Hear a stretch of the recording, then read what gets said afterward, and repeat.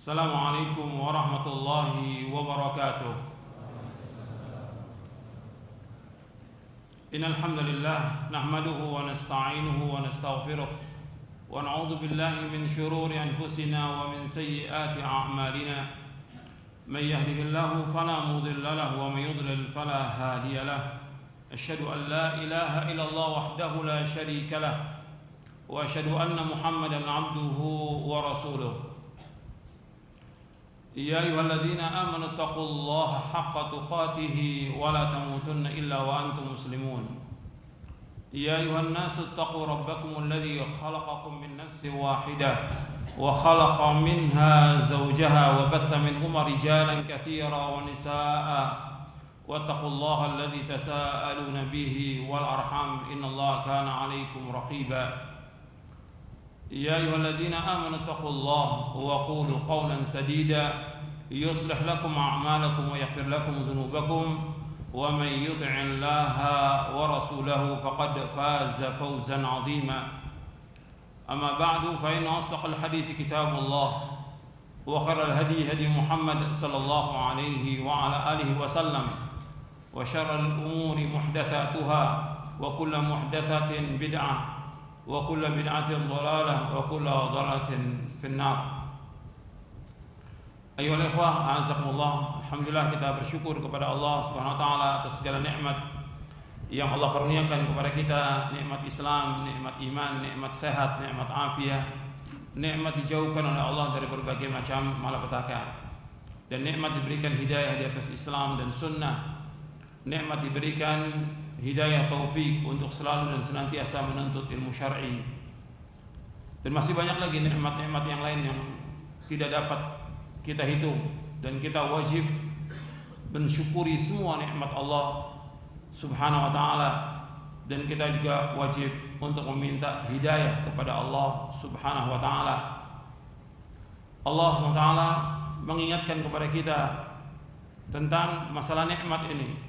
Allah berfirman, wa in ta'uddu ni'matallahi la tuhsuha innal insana ladzalumun kafar. Seandainya kalian menghitung nikmat-nikmat Allah, kalian tidak akan dapat menghitung nikmat-nikmat itu. Sesungguhnya manusia sangat zalim dan manusia sangat kufur. Jadi Allah Subhanahu wa taala mengingatkan kepada kita bahwa manusia itu zalim, kafar, sangat zalim dan sangat kufur kepada Allah. Makanya kita wajib untuk bersyukur atas semua nikmat Allah dan memohon hidayah kepada Allah agar kita diberikan petunjuk. Dan hidayah yang Allah berikan kepada kita membutuhkan hidayah lagi. Maksudnya begini, kita meminta hidayah kepada Allah, yang Allah berikan hidayah kepada kita itu membutuhkan hidayah berikutnya. Umpamanya sekarang begini, ada orang yang diberikan hidayah, dia masuk Islam. Kemudian untuk bisa melaksanakan agama Islam ini dia membutuhkan hidayah. Kemudian untuk melaksanakan agama ini, rincian dari kewajiban, dia membutuhkan hidayah. Untuk memahami apa-apa yang diajarkan, dia membutuhkan hidayah. Dan terus seperti itu. Makanya hidayah ini sangat kita butuhkan. Makanya kita selalu berdoa minimal 17 kali kita membaca ayat ihdinas siratal mustaqim siratal ladzina an'amta 'alaihim ghairil maghdubi 'alaihim waladdallin. Ya Allah, tunjukilah kami ke jalan yang lurus, jalannya orang-orang yang Kau beri nikmat atas mereka, bukannya jalan orang-orang yang Kau murkai, dan bukan pula jalannya orang-orang yang sesat. Hidayah itu sangat kita butuhkan. Maka Nabi sallallahu alaihi wasallam selalu memohon kepada Allah diberikan hidayah. Dan kita enggak akan bisa mendapatkan Islam ini kalau Allah tidak memberikan hidayah. Dan orang juga masuk surga enggak akan bisa kecuali dengan hidayah dari Allah Subhanahu wa taala. Allah tunjuki jalannya untuk masuk surga, dan orang bisa masuk surga dengan rahmat Allah yang sangat luas. Tapi untuk jalan ke sana itu membutuhkan hidayah. Ikhwani fiddin, azakumullah. Allah menyebutkan di dalam Al-Quran, di dalam surah Al-A'raf tentang masalah hidayah ini, bahwa manusia itu membutuhkan hidayah, dan kita enggak akan bisa mendapatkan itu kecuali hidayah dari Allah Subhanahu wa taala. Bukan karena kebisaan kita, tapi memang Allah Subhanahu wa taala memberikan hidayah kepada kita. Ya, Allah menyebutkan di dalam surah Al-A'raf di ayat 43, di ayat 42 Allah menjelaskan tentang orang-orang yang beriman. Setelah itu Allah sebutkan juga ucapan mereka ketika mereka berada di sorga. Walladzina amanu wa amilus salihati la nukallifu nafsan illa wus'aha ulaika ashabul jannati hum fiha khalidun wa naza'na ma fi sudurihim min ghillin tajri min tahtihimul anhar wa qalu alhamdulillahi alladzi hadana li hadza wa ma kunna linahtadiya laula an hadana Allah laqad ja'at rusul rabbina bil haqq wa nudu an tilkumul jannatu urithumuha bima kuntum ta'malun. Allah berfirman dalam surah Al-A'raf, surah yang ke-7 ayat 42 ayat 43. Dan orang-orang yang beriman dan beramal saleh, kami tidak membebani satu jiwa melainkan menurut apa yang dia sanggup. Mereka adalah penghuni sorga dan mereka kekal dalam sorga selama-lamanya. Dan kami cabut dari hati mereka kebencian, kedengkian di antara mereka. Di sorga itu enggak ada kedengkian sama sekali, dicabut oleh Allah. Mengalir di bawah mereka sungai-sungai, dan mereka berkata, wa qalu alhamdulillahilladzi hadana li hadza wa ma kunna linahtadiya laula an hadanallah. Di sini disebutkan bahwa mereka berkata, segala puji bagi Allah yang telah memberikan petunjuk kepada kami ke jalan ini menuju surga ini. Wa ma kunna linahtadiya laula an hadanallah, dan kami tidak akan dapat petunjuk kalau Allah tidak tunjuki kami. Dan sungguh telah datang Rasul Rabb kami dengan kebenaran. Wanudu, dan mereka disuruh antilkumul jannatu urithumuha bima kuntum ta'malun, dan mereka diseru itulah surga yang diwariskan kepada kalian dengan sebab apa yang kalian amalkan. Jadi Allah menyebutkan bahwa mereka diberikan hidayah oleh Allah di dunia dan juga diberikan hidayah ketika mereka masuk ke dalam surga. Ini kenikmatan yang luar biasa. Jadi hidayah kita dalam hidup ini dan juga hidayah dimasukkan oleh Allah ke dalam jannah. Mereka mengatakan demikian, wa qalu alhamdulillahilladzi hadana li hadza wa ma kunna linahtadiya laula an hadanallah. Jadi mereka berkata, segala puji bagi Allah yang telah menunjuki kami ke jalan ini, dan kami tidak akan mungkin dapat hidayah kalau Allah tidak tunjuki kami. Enggak mungkin kita dapat hidayah kalau Allah tidak tunjuki. Maka kita bersyukur kepada Allah Taala dengan hidayah yang Allah berikan kepada kita di atas Islam dan sunnah. Dan kita nggak boleh bangga dengan diri kita. Semua itu berkat pertolongan Allah. Semua itu berkat hidayah dari Allah. Semua itu berkat rahmat dari Allah. Nggak ada yang bisa kita banggakan. Hidayah ini milik Allah mutlak. Ini katakan hidayah at-taufiq. Itu milik Allah mutlak. Makanya kita bersyukur kepada Allah diberikan hidayah dari Islam dan sunnah. Ikhwan fiddin, azakumullah. Kajian pada hari ini itu berkaitan dengan tujuan hidup seorang mukmin adalah surga. Ini penting untuk kita mengulang-ulang kajian seperti ini, untuk kita yakini bahwa hidup kita diciptakan oleh Allah untuk beribadah kepada Allah dan agar kita masuk ke dalam surga, bukan dunia. Karena banyak kalau kita lihat ketika orang ini sudah diberikan oleh Allah Subhanahu wa ta'ala fasilitas, pekerjaan, harta, kedudukan atau yang lainnya, dia lupa tentang tujuan hidupnya. sehingga dia melalaikan kewajiban-kewajiban kepada Allah Subhanahu wa taala. Padahal dunia ini enggak ada harganya. Dunia ini rendah, dunia ini hina. Maka dikatakan dunia. Dunia itu dikatakan dunia karena apa?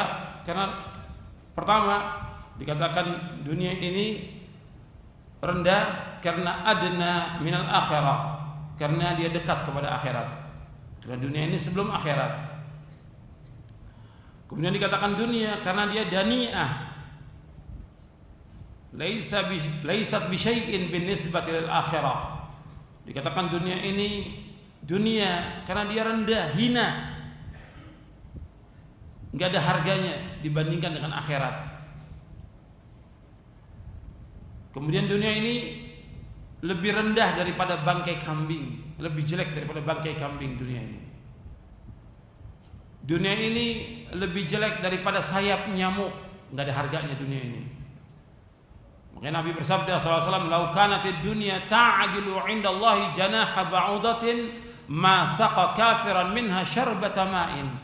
Kalau seandainya dunia ini berharga sebesar sayap nyamuk, maka Allah enggak akan memberikan setetes air pun kepada orang-orang kafir. Dan dunia ini juga dikatakan dani'ah, rendah, karena diumpamakan seperti makanan manusia yang dimakan. Kemudian jadi apa dia setelah itu? Maka Nabi bertanya kepada Dhaha, apa yang kamu makan, apa yang kamu minum, kemudian setelah itu jadi apa? Itulah perumpamannya dunia. Ya, dunia ini lebih jelek dari apa yang kita makan. Dan dunia ini juga merupakan kesenangan yang semu. Dunia ini merupakan fata morgana, bayang-bayang. Dunia permainan dan sendau gurau, berbeda dengan agama ini. Penuh dengan keseriusan, kesungguhan, yang kita harus bersungguh-sungguh untuk mencari akhirat. Kemudian ikhwan fillah, azakumullah, Allah menciptakan manusia tujuannya untuk apa? Ibadah. Ketika mereka melaksanakan ibadah kepada Allah, Allah jamin enggak mereka rezekinya? Dijamin. Allah ciptakan aja semua makhluk ini, dijamin enggak rezekinya oleh Allah? Dijamin. Apalagi dengan ibadah. Allah berfirman dalam surah Az-Zariyat, "Wa ma khalaqtul jinna wal insa illa liya'budun, ma uridu minhum min rizqin wa ma uridu ay yut'imun, innallaha war-razzaqu dzul quwwatil matin." Tidak aku ciptakan jin dan manusia melainkan untuk beribadah kepadaku. Aku tidak minta dari mereka rezeki dan aku tidak minta makan dari mereka. Sesungguhnya Allah yang akan memberikan rezeki. Allah yang pasti memberikan rezeki. Allah Ar-Razzaq yang selalu dan senantiasa memberikan rezeki. Dzul quwwatil matin, yang maha kuat dan maha kokoh. Allah menyebutkan dalam ayat ini dalam surah Az-Zariyat, surah 51 ayat 56 sampai 58. Allah menyebutkan Allah menciptakan jin dan manusia untuk ibadah kepada Allah. Dan Allah enggak minta rezeki karena Allah enggak butuh kepada makhluk ini. Allah tidak butuh. Allah Al-Ghani, maha kaya, Dzur Rahmah, yang punya rahmat yang sangat luas. Allah enggak butuh. Seluruh manusia ini butuh kepada Allah, seperti Allah sebutkan dalam surah Fatir di ayat 15, "Ya ayyuhan nas antumul fuqara'u ila Allah wallahu wal ghaniyul hamid." Wahai manusia, sesungguhnya kalian ini butuh kepada Allah, dan Allah itu yang maha kaya dan Allah maha terpuji. Jadi manusia yang butuh kepada Allah, Allah enggak butuh kepada manusia. Allah enggak butuh minta makan sama sekali. Tapi Allah memberikan makan kepada makhluk ini. Allah yang memberikan rezeki kepada makhluk. Jadi kita ibadah dengan ibadah kepada Allah, Allah berikan rezeki kepada kita. Ini harus kita yakini dan harus kita imani. Makanya Allah juga ketika menyuruh orang untuk ibadah kepada Allah, bukan berarti Allah butuh. Allah tidak butuh, sama sekali enggak butuh. Enggak butuh sama sekali. Tapi kita ibadah untuk kebutuhan siapa? Kebutuhan kita. Karena kita sangat butuh kepada Allah. Sangat butuh kepada Allah. Lebih dari nafas kita butuh kepada Allah Subhanahu wa taala. Allah enggak butuh kepada makhluk. Tapi Allah mewajibkan kepada mereka untuk ibadah hanya kepada Allah Subhanahu wa taala. Bahkan ketika Allah memerintahkan untuk sholat, Allah juga mengatakan bahwa Allah nggak minta rezeki dari mereka. Ketika Allah menyuruh hambanya untuk sholat, yang butuh sholat itu Allah atau kita? Kita yang butuh. Dan Allah nggak minta rezeki, Allah yang akan memberikan rezeki. Antum lihat, Allah berfirman dalam surah Thaha, surah yang ke-20 ayat 132. Wa'mur ahlaka bis-salati wastabir 'alaiha la nas'aluka rizqa nahnu narzuquk wal 'aqibatu lit-taqwa. Allah berfirman dalam surah Thaha ayat 132, perintahkan keluarga kamu untuk salat dan sabarlah. Kata Allah, la nas'aluka rizqa, kami enggak minta rezeki kepada kamu. Nahnu narzuquk, kami akan berikan rezeki kepada kamu. Wal 'aqibatu lit-taqwa, dan akibat yang baik bagi orang-orang yang bertakwa. Jadi Allah SWT menyuruh orang untuk sholat, bukan berarti Allah butuh kepada mereka, tidak. Tapi makhluk ini butuh kepada Allah, kita sangat butuh kepada Allah. Allah nggak minta rezeki, tapi Allah yang akan memberikan rezeki kepada hambanya. Begitu juga ibadah-ibadah yang lain, seperti puasa. Allah mewajibkan puasa karena memang kita butuh untuk bisa melaksanakan puasa ini. Dan dengan puasa ini Allah akan ampunkan dosa kita. Allah akan ampunkan dosa-dosa kita. Man shama ramadhana imanan wa ihtisaban ghufira lahu ma taqaddama min dhanbi. Barang siapa yang puasa Ramadan dengan iman dan mengharapkan ganjaran, akan diampunkan dosa yang lalu. Kita mengeluarkan zakat juga demikian. Tujuannya untuk membersihkan hati kita, membersihkan harta kita, dan juga tujuannya agar kita dimasukkan oleh Allah ke dalam surga. Begitu juga haji, orang menunaikan ibadah haji. Nabi menyebutkan ganjarannya apa haji itu? Haji yang mabrur ganjarannya apa? Surga. Kata Nabi SAW, al-umratu ilal umrati kafaratun lima bainahuma wal hajjul mabruru laisa lahu jazaa'un ilal jannah. Dari satu umrah ke umrah berikutnya menghapuskan dosa-dosa di antara itu. Dan haji yang mabrur enggak ada balasan kecuali surga. Kalau Anda melihat dari ayat-ayat dan hadis Nabi, itu semua menunjukkan tentang jannah, tentang surga. Agar manusia tahu bahwa dia hidup dalam melaksanakan ibadah ini untuk masuk ke dalam surga. Ini harus kita ini meyakini demikian. Karena ini termasuk iman kepada yaumul akhir. Harus kita yakini. Dan nanti saya akan sebutkan ayat-ayatnya banyak sekali dalam Al-Quran. Kemudian juga ketika kita seperti sekarang ini kita nuntut ilmu, Nabi menyebutkan gimana dengan nuntut ilmu. Wa man salaka tariqan yaltamisu fihi ilman sahalallahu lahu bihi tariqan al-jannah. Barang siapa yang berjalan untuk menuntut ilmu, Allah akan mudahkan jalannya ke surga. Semua Nabi sebutkan dengan surga supaya manusia yakin bahwa tujuan hidup dia adalah surga, bukan dunia. Bahkan dalam hadis yang lain juga tentang hadis tentang menuntut ilmu yang diriwayatkan oleh Imam Ahmad, Abu Dawud, Tirmidzi dan yang lainnya. Nabi bersabda sallallahu alaihi wasallam, "Man salaka tariqan yatlubu fihi ilman, salaqallahu bihi tariqan al-jannah. Wa innal malaikata la tadau ajnihata ridan li talibil ilmi. Wa innahu la yastaghfiru lil 'alimi man fis samawati wal ardi hatta al-hitanu fil ma'. Wa fadlul 'alimi 'ala al-'abidi ka fadlil qamari 'ala sa'iril kawakib. Innal ulama hum warathatul anbiya. Lam yuwarithu dinaran wala dirhaman wa innama warathul ilma faman akhadahu bihadhin wafir." Dalam hadis yang diriwayatkan oleh Imam Ahmad, Abu Daud, At-Tirmidzi, Ibnu Majah, Ibnu Hibban dari sahabat Abu Darda radhiyallahu anhu dan disahihkan oleh Syekh Al-Albani rahimahullah. Rasulullah SAW bersabda, barang siapa yang berjalan untuk menuntut ilmu, maka Allah akan mudahkan jalannya menuju surga. Sesungguhnya malaikat meletakkan sayapnya kepada para penuntut ilmu karena ridho dengan orang-orang yang menuntut ilmu. Sesungguhnya orang alim, orang yang mengajarkan kebaikan akan dimintakan ampun oleh yang berada di langit dan di bumi, sampai ikan yang ada di air dan di lautan pun memohonkan ampun kepada orang yang mengajarkan kebaikan. Keutamaan orang alim atas ahli ibadah seperti keutamaan bulan atas seluruh bintang.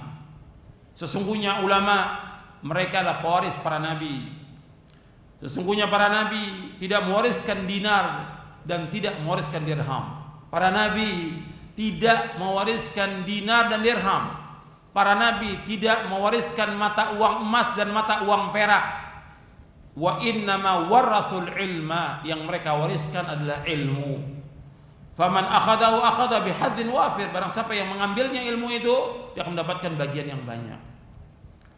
Antum perhatikan di sini dalam hadis yang sahih, yaitu sahih li ghairihi. Di sini disebutkan bahwa para ulama yang awal, bahwa orang yang berjalan untuk menuntut ilmu berarti dia berjalan untuk menuju surga. Kemudian Nabi juga menyebutkan tentang keutamaan orang yang menuntut ilmu. Nabi menyebutkan juga keutamaan orang-orang yang mengajarkan ilmu. Nabi utamakan orang alim atas ahli ibadah lebih daripada keutamaan dari bulan. Artinya dia lebih utama dari bintang-bintang yang ada, seperti bulan dengan bintang. Kemudian ulama ini pewaris para nabi. Sedangkan ulama, nabi-nabi tidak mewariskan dinar dan dirham. Begitu juga para ulama, yang mereka wariskan adalah ilmu. Kalau orang mengambil ilmu yang dimaksud ilmu syar'i, maka dia mendapatkan bagian yang banyak. Maka ini harus kita kejar. Bagaimana kita sungguh-sungguh nuntut ilmu, kita bisa memahami agama ini, yang dengan itu kita masuk surga. Makanya harus kita kejar ini. Dan kita wajib nuntut ilmu semuanya. Yang laki, yang perempuan, orang kaya, orang miskin, pejabat, bawahan, orang pemerintahan, rakyat jelata, mereka semua wajib untuk menuntut ilmu syar'i, wajib semuanya. Mereka harus belajar agama ini dan mereka harus paham agama ini sehingga mereka bisa melakukan amal-amal saleh. Karena Allah menyebutkan dalam Al-Qur'an iman dan amal saleh. Iman dan amal saleh. Di samping itu apa? Ilmu. Karena nggak mungkin kita bisa melakukan amal saleh tanpa apa? Tanpa ilmu. Anda melihat Nabi Muhammad SAW, beliau menganjurkan menjadi contoh teladan bagi kita. Beliau menganjurkan kepada para sahabatnya untuk mencari jannah, mencari surga. Dan beliau sendiri demikian. Saya akan bawakan keterangan-keterangan dan hadisnya. Di samping dari buku dunia juga beberapa catatan yang penting antum ketahui tentang masalah ini.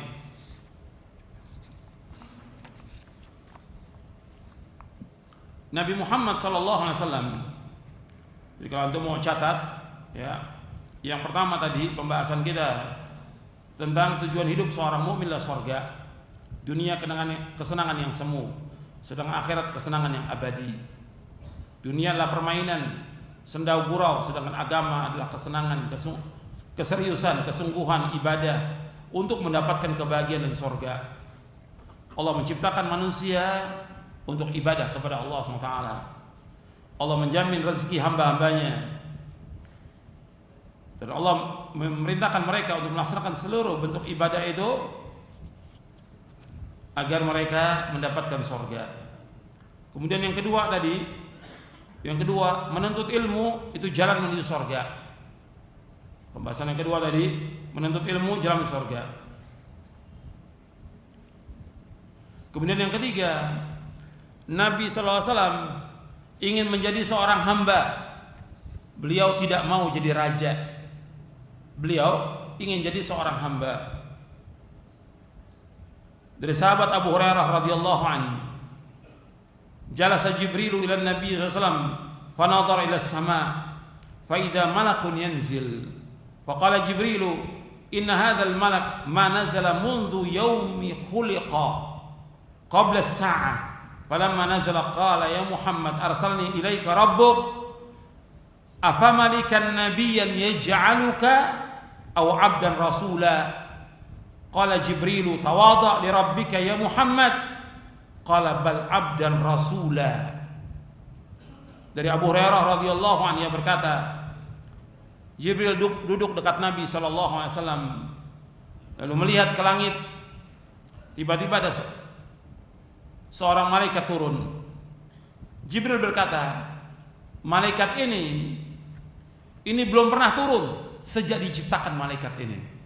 Kata malaikat Jibril, malaikat ini sejak diciptakan Allah belum pernah turun. Kemudian dia turun. Dia mengatakan kepada Nabi SAW, malaikat ini, ya Muhammad, wahai Muhammad, Allah telah mengutus aku kepadamu.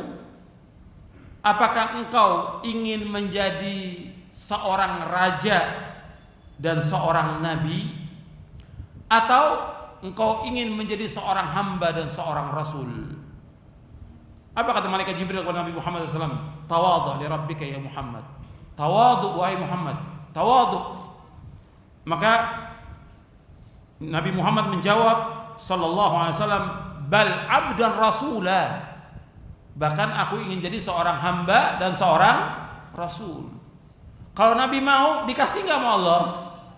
Dikasih. Kalau Nabi mau, Nabi menjadi raja, diberikan seluruh fasilitas kerajaan, dikasih sama Allah, pasti dikasih. Tapi Nabi nggak mau. Nabi menjawab, bal abdan rasula. Bahkan aku ingin menjadi seorang hamba dan seorang rasul. Hadis ini sahih, diriwayatkan oleh Imam Ahmad, Ibnu Hibban, disahihkan oleh Syekh Al-Albani dalam silsilah hadis as-sahihah. Kemudian juga kita lihat lagi bahwa Nabi SAW ingin menjadi seorang hamba, bukan menjadi raja, hamba dan rasul. Antum lihat di buku Dunia Lebih Jelek dari Bangkai Kambing. Antum lihat di halaman 125. Antum lihat di buku Dunia Lebih Jelek dari Bangkai Kambing di halaman 125. Jadi ada seorang wanita Ansar masuk ke dalam rumahku, kata Aisyah radhiyallahu anha. Lalu dia melihat alas tidur Rasulullah SAW adalah kain yang dilipat. Kemudian dia pun pulang mengirimkan kepadaku kasur yang berisi wol. Kemudian Rasulullah SAW bersabda, apa ini wahai Aisyah? Aku berkata, wahai Rasulullah, ada seorang wanita Ansar yang masuk ke dalam rumahku dan melihat ranjangmu. Kemudian dia pergi dan mengirimkan ini kepadaku. Apa kata Rasulullah SAW? Nabi bersabda SAW, ruddihi ya Aisyah, ruddihi. Fa wallahi law syi'tu la ajrallahu ma'i jibal adz-dzahab wal fiddah. Apa kata Nabi SAW? Kembalikan wahai Aisyah, kembalikan wahai Aisyah. Demi Allah, seandainya aku mau, maka Allah akan menjalankan gunung emas dan perak bersamaku. Kalau aku mau dunia, Allah akan kasih itu gunung jadi emas, gunung itu jadi perak bersama aku, untuk aku. Kalau seandainya aku mau. Tapi Rasul nggak mau. Rasul nggak mau dunia. Yang ingin diinginkan Rasul apa? Sorga, jannah. Kalau Rasulullah menganjurkan demikian kepada para sahabatnya, maka beliaulah yang pertama masuk sorga. Jadi kalau orang mengatakan bahwa Rasulullah nggak dijamin masuk sorga, ini yang mengatakan orang munafik, orang zindik. Kalau ada orang mengatakan bahwa Rasulullah tidak dijamin masuk sorga, ini yang mengatakan adalah orang-orang munafik, orang zindik. Rasul jelas sorganya yang paling tinggi, dan pertama sorga dibuka untuk siapa? Untuk Rasulullah SAW. Dalam hadis yang sahih riwayat Muslim, yang pertama kali dijamin masuk sorga adalah Rasulullah SAW. Kalau Rasul mengatakan kepada para sahabat bahwa jaminannya sorga, berarti beliau masuk sorga atau tidak? Beliau yang pertama kali masuk sorga. Jadi kalau orang mengatakan bahwa Rasulullah tidak masuk sorga, nggak dijamin masuk sorga, ini orang munafik, orang zindik ini. Ya kalau dikatakan Rasul nggak jamin masuk sorga, buat apa orang masuk Islam nantinya? Ini orang zindik, orang munafik. Kemudian juga antum lihat lagi di halaman selanjutnya, ketika Umar bin Khattab radhiyallahu an melihat Rasulullah tidur di atas tikar dan membekas di mukanya, di badannya. Jadi kata Umar radhiyallahu an, "Faraitu athar al-hasir fi jambihi fabagaitu faqala ma yubkik faqultu ya Rasulullah inna Kisra wa Qaisar fima huma fihi wa anta Rasulullah faqal ama tarda an takuna lahumud dunya wa lana al-akhirah." Kata Umar radhiyallahu an ketika melihat bekas tikar di badan beliau bagian samping, maka kata Umar, aku menangis. Kemudian Rasulullah SAW berkata, apa yang membuat kamu menangis? Kata Umar, aku berkata, wahai Rasulullah sallallahu alaihi wasallam, sesungguhnya Kisra dan Kaisar, artinya kerajaan Persia dan Romawi, dengan apa yang mereka miliki dari dunia, sedangkan engkau adalah utusan Allah. Lalu beliau sallallahu alaihi wasallam bersabda, "Ama tarda an takuna lahumud dunya wal akhirah." Tidaklah engkau ridha jika dunia untuk mereka, orang-orang kafir, dan akhirat untuk kita. Biarkan dunia untuk mereka, akhirat untuk kita. Memang juga Allah menciptakan dunia ini untuk kesenangan orang-orang kafir. Dunia ini bagi orang kafir apa? Surga. Dunia ini bagi orang mukmin apa? Penjara. Kata Nabi sallallahu alaihi wasallam, "Ad-dunya sijnul mu'min wa jannatul kafir." Kata Rasulullah SAW, dunia itu penjara bagi orang mukmin dan surga bagi orang-orang kafir. Hadis ini sahih riwayat Muslim dan Tirmidzi. Dunia ini sijnul mu'min, penjaranya orang mukmin, wa jannatul kafir, surga bagi orang kafir. Karena orang kafir bebas melakukan apa saja. Enggak ada batasan, enggak ada larangan, enggak ada hukum. Tapi kalau orang mukmin ada batasan-batasan, ada kewajiban yang dia wajib laksanakan, ada larangan yang enggak boleh dia langgar. Maka diumpamakan seperti penjara. Begitu juga dalam riwayat yang lain, hadis ini sahih Bukhari Muslim muttafaqun alaih. Dalam riwayat yang lain Nabi bersabda kepada Umar bin Khattab radhiyallahu anhu, kata Nabi SAW, "Ulaika qaumun ujilat lahum thayyibatun fil hayatid dunya." Mereka adalah kaum yang disegerakan untuk mereka kenikmatan kesenangan dalam kehidupan dunia. Hadis ini muttafaqun alaih. Diriwayatkan oleh Imam Bukhari dan Muslim. Ya, dunia ini untuk mereka, untuk orang-orang kafir. Dunia ini. Yang Nabi cari adalah apa? Surga. Dan Nabi juga demikian kepada para sahabat radhiyallahu anhu. Sampai Nabi bersabda di dalam hadis yang sahih yang diriwayatkan oleh Imam Ahmad, Ibnu Hibban, dan disahihkan oleh Syekh Al-Albani dalam silsilah sahihah, bahwa Nabi ketika berdakwah di Mekah dari sahabat Jabir radhiyallahu anhu, Nabi ini dakwah di Mekah terus menerus, siang dan malam Nabi dakwah. Dan Nabi ketika musim haji Nabi datangi satu persatu itu. Di Mina, di Arafah, di Muzdalifah, didatangi oleh Nabi SAW. Disebutkan didatangi di rumah-rumah mereka, di tempat-tempat tinggal mereka, dan juga pada musim haji di Mina Nabi datangi mereka. Sampai Nabi berkatakan, "Mayyuwini mayansuruni hatta uballigha risalat rabbi walahul jannah." Kata Nabi SAW, siapa yang akan melindungi aku, siapa yang akan menolong aku sehingga aku bisa menyampaikan risalah Rabbku dan bagi orang itu surga. Tuh perhatikan, yang Nabi tawarkan di sini surga, bukan dunia, bukan jabatan, bukan kedudukan, bukan pangkat, bukan yang lainnya. Yang Nabi tawarkan apa kepada mereka? Surga. Siapa yang mau nolong aku untuk menyampaikan perkataan Allah ini kepada umat ini, jaminannya surga. Kemudian juga dalam riwayat yang sama, yaitu ketika baiat Aqabah yang kedua. Baiat Aqabah yang kedua. Jadi ada baiat Aqabah yang pertama, kemudian yang kedua, yaitu orang-orang Ansar dari Madinah, dari Yathrib, Madinah. Mereka datang ketika musim haji dan mereka baiat masuk Islam. Nah, waktu itu datang 70 orang ini. orang-orang Ansar. Maka Nabi SAW berkata kepada mereka, kata mereka begini, ya Rasulullah, ala manubayyi'uka, kata orang-orang Ansar ini yang 70 orang, atas apa kami bayat engkau ya Rasulullah?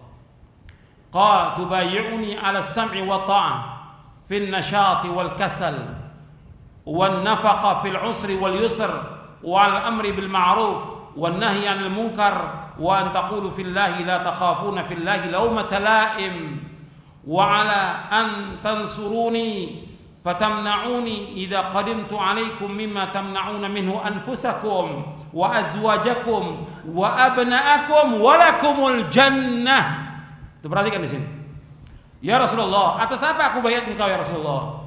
Engkau baiat aku untuk mendengar dan taat, baik ketika engkau semangat maupun ketika engkau malas, dan engkau memberikan nafkah ketika sulit dan ketika senang, dan engkau memerintahkan yang ma'ruf dan mencegah yang mungkar, dan hendaknya engkau berkata di jalan Allah dan tidak takut, berkata yang benar di jalan Allah dan tidak takut celaan orang yang mencela.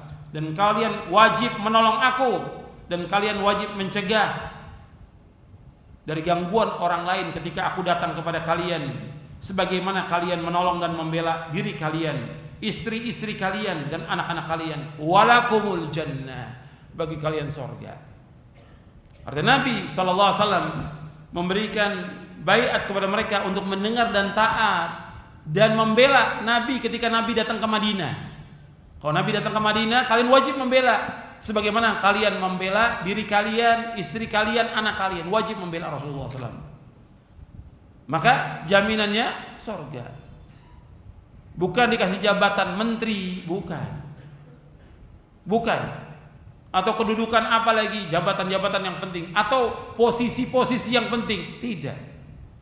Yang Nabi berikan jaminan kepada sahabat, walakumul jannah, bagi kalian surga, enggak ada yang lain.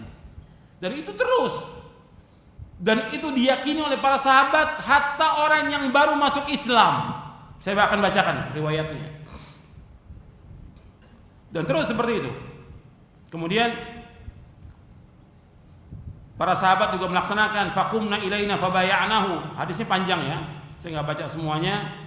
Fa akhadha alaina wa syarata wa yu'tina ala dzalikal jannah. Kata orang-orang Ansar, kami berdiri, kami laksanakan baiat kepada Nabi, dan Nabi mengambil baiat kepada kami, memberikan syarat, dan Nabi memberikan kepada kami, kalau kami taat melaksanakan baiat ini, itu Allah akan jamin dengan surga. Hadis ini diriwayatkan oleh Imam Ahmad, Ibnu Hibban, disahihkan oleh Syekh Al-Albani dalam silsilah hadis as-sahihah di juz yang pertama. Pernah ada seorang yang bernama Umair bin Al-Humam Al-Ansari. Umair ibn Al-Humam Al-Ansari, sebagaimana riwayat Muslim. Ya Rasulullah sallallahu alaihi wasallam ketika perang Badar, itu Rasulullah waktu perang Badar itu mengatakan kepada para sahabat, qumu ila jannatin arduhas samawati wal ard. Itu perhatikan, Nabi memberikan semangat kepada para sahabat ketika berhadapan dengan orang-orang musyrikin. Antum tahu kaum musyrikin pada waktu jumlahnya berapa? 1000 orang. Sahabat 300, lebih sedikit.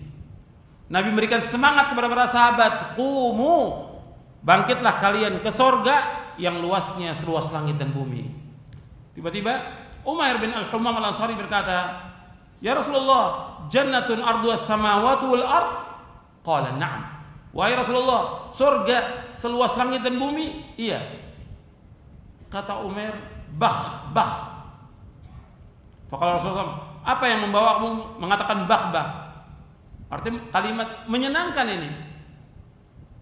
Buat apa saya makan kurma ini saja, saya nggak ngambil yang ini, surga ini.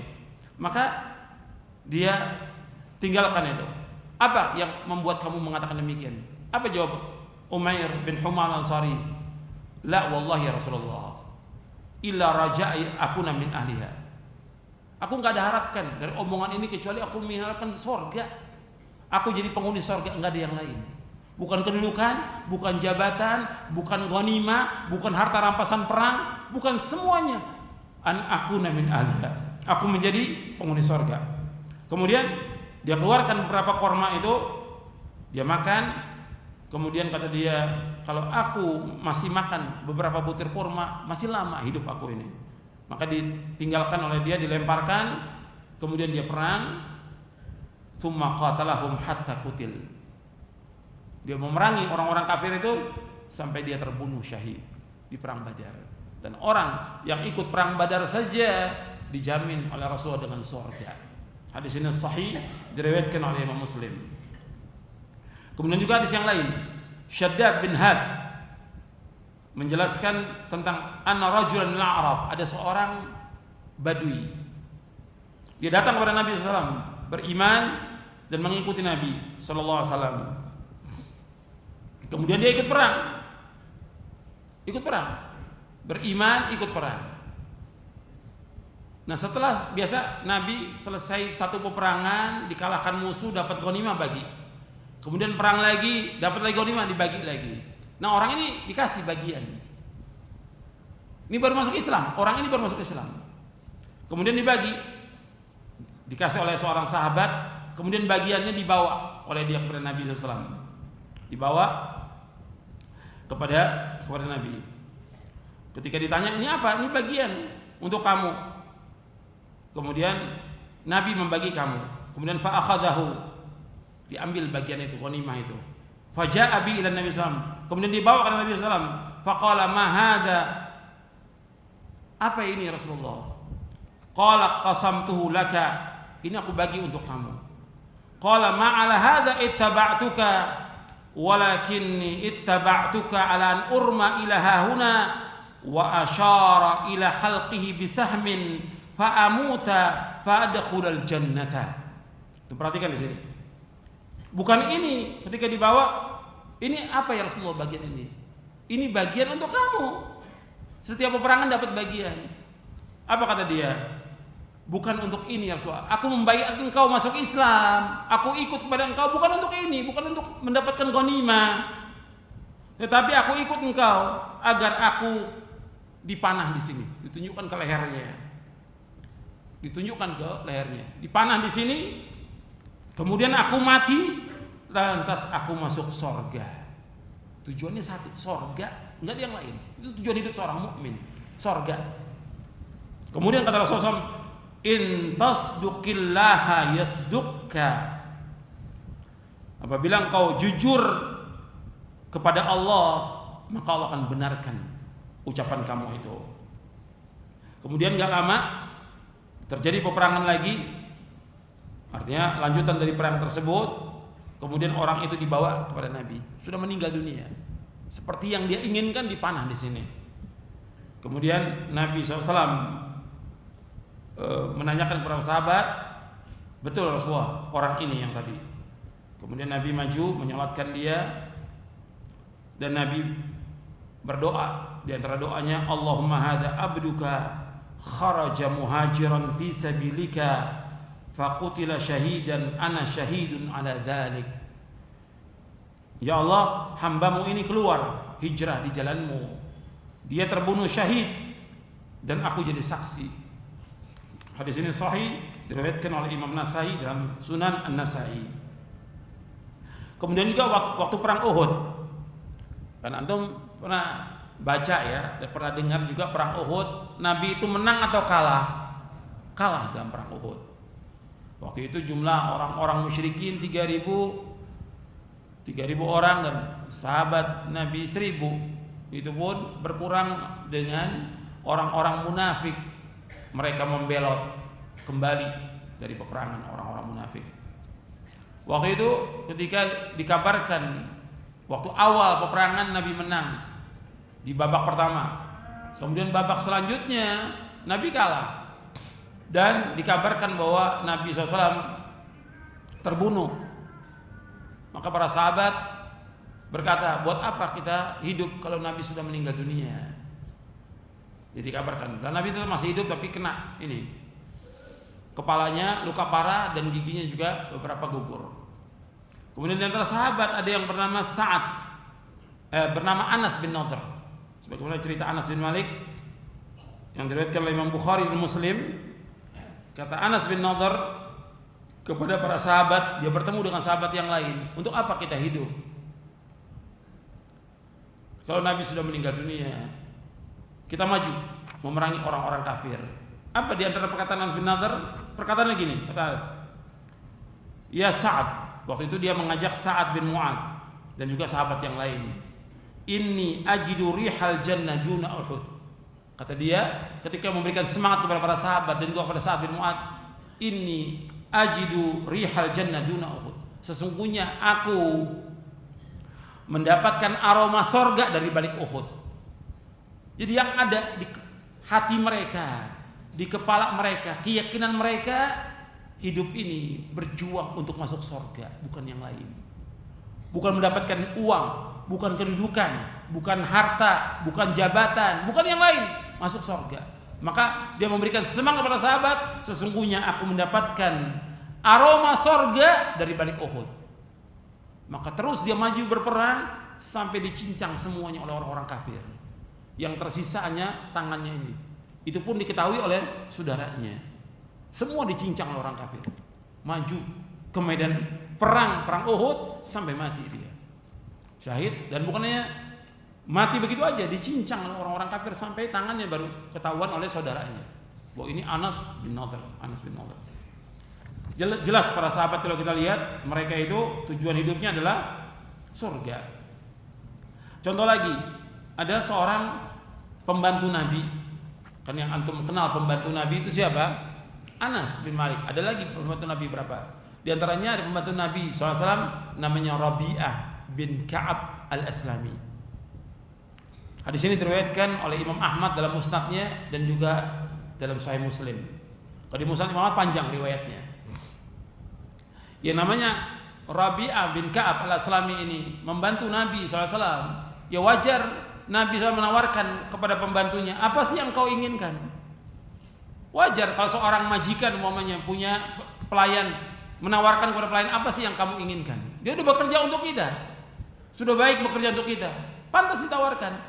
Nabi menawarkan kepada Rabi'ah bin Ka'ab al-Aslami radhiyallahu an, apa yang kau inginkan?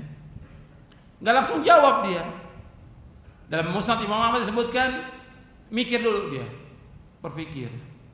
Saya nggak ingin dunia ini zail, kata dia, hilang, fata morgana, dunia ini pasti binasa.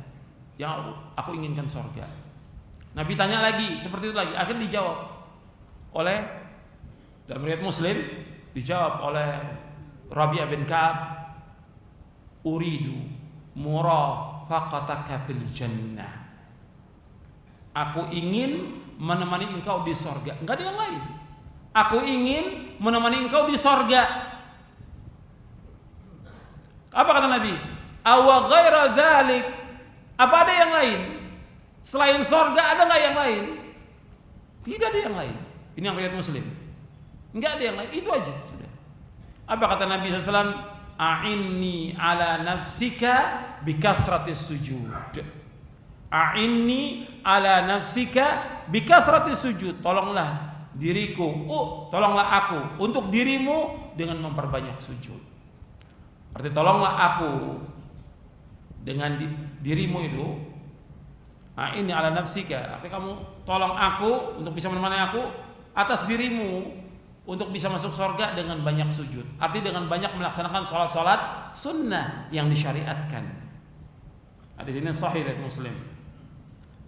Jadi as'aluka murafaqatal jannah. Aku ingin menemani engkau di surga. Kata Nabi, awa ghaira dzalik, apa yang lain? Dijawab, qultu dzak. Itu aja, enggak ada yang lain.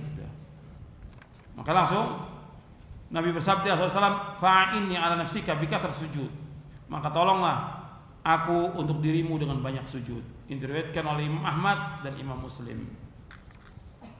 Jadi ikhwan fillah, azakumullah, masih banyak lagi, puluhan lagi yang lain. Ini diantaranya yang saya sebutkan. Hatta orang yang baru masuk Islam. Begitu juga kisah di perang Uhud juga ada. Perang Badar tadi ada, di perang Uhud juga ada. Itu seorang sahabat Usairim yang baru masuk Islam, dan disebutkan dalam Sahih Bukhari, di lafaz Bukhari disebutkan amila qalilan wa ujira katsira. Di Sahih Bukhari, dia beramal sedikit diberikan ganjaran yang banyak. Artinya dia ikut dalam perang Uhud, baru masuk Islam, kemudian mati syahid, amalnya sedikit, baru masuk Islam langsung perang. Kemudian wa ujira katsira, diberikan ganjaran yang besar. Apa ganjarannya? Surga yang abadi. Jadi ikhwan fillah, jazakumullah, yang kita cari ini, hidup ini adalah jannah, surga, bukan dunia. Dunia enggak ada arti apa-apa. Jadi tadi Nabi menjadi seorang hamba, tidak mau jadi raja. Yang keempat, Nabi tidak ingin dunia, Nabi ingin surga. Kemudian yang kelima, Nabi SAW mengajarkan para sahabatnya untuk melakukan amal-amal saleh yang membawa ke surga. Kemudian yang keenam, Nabi SAW membaiat para sahabat Ansar untuk masuk surga. Membaiat para sahabat Ansar untuk masuk surga. Dan masih banyak lagi yang lain. Jadi tujuan hidup seorang mukmin adalah surga. Dan Allah menyuruh kita untuk mencari dunia atau surga.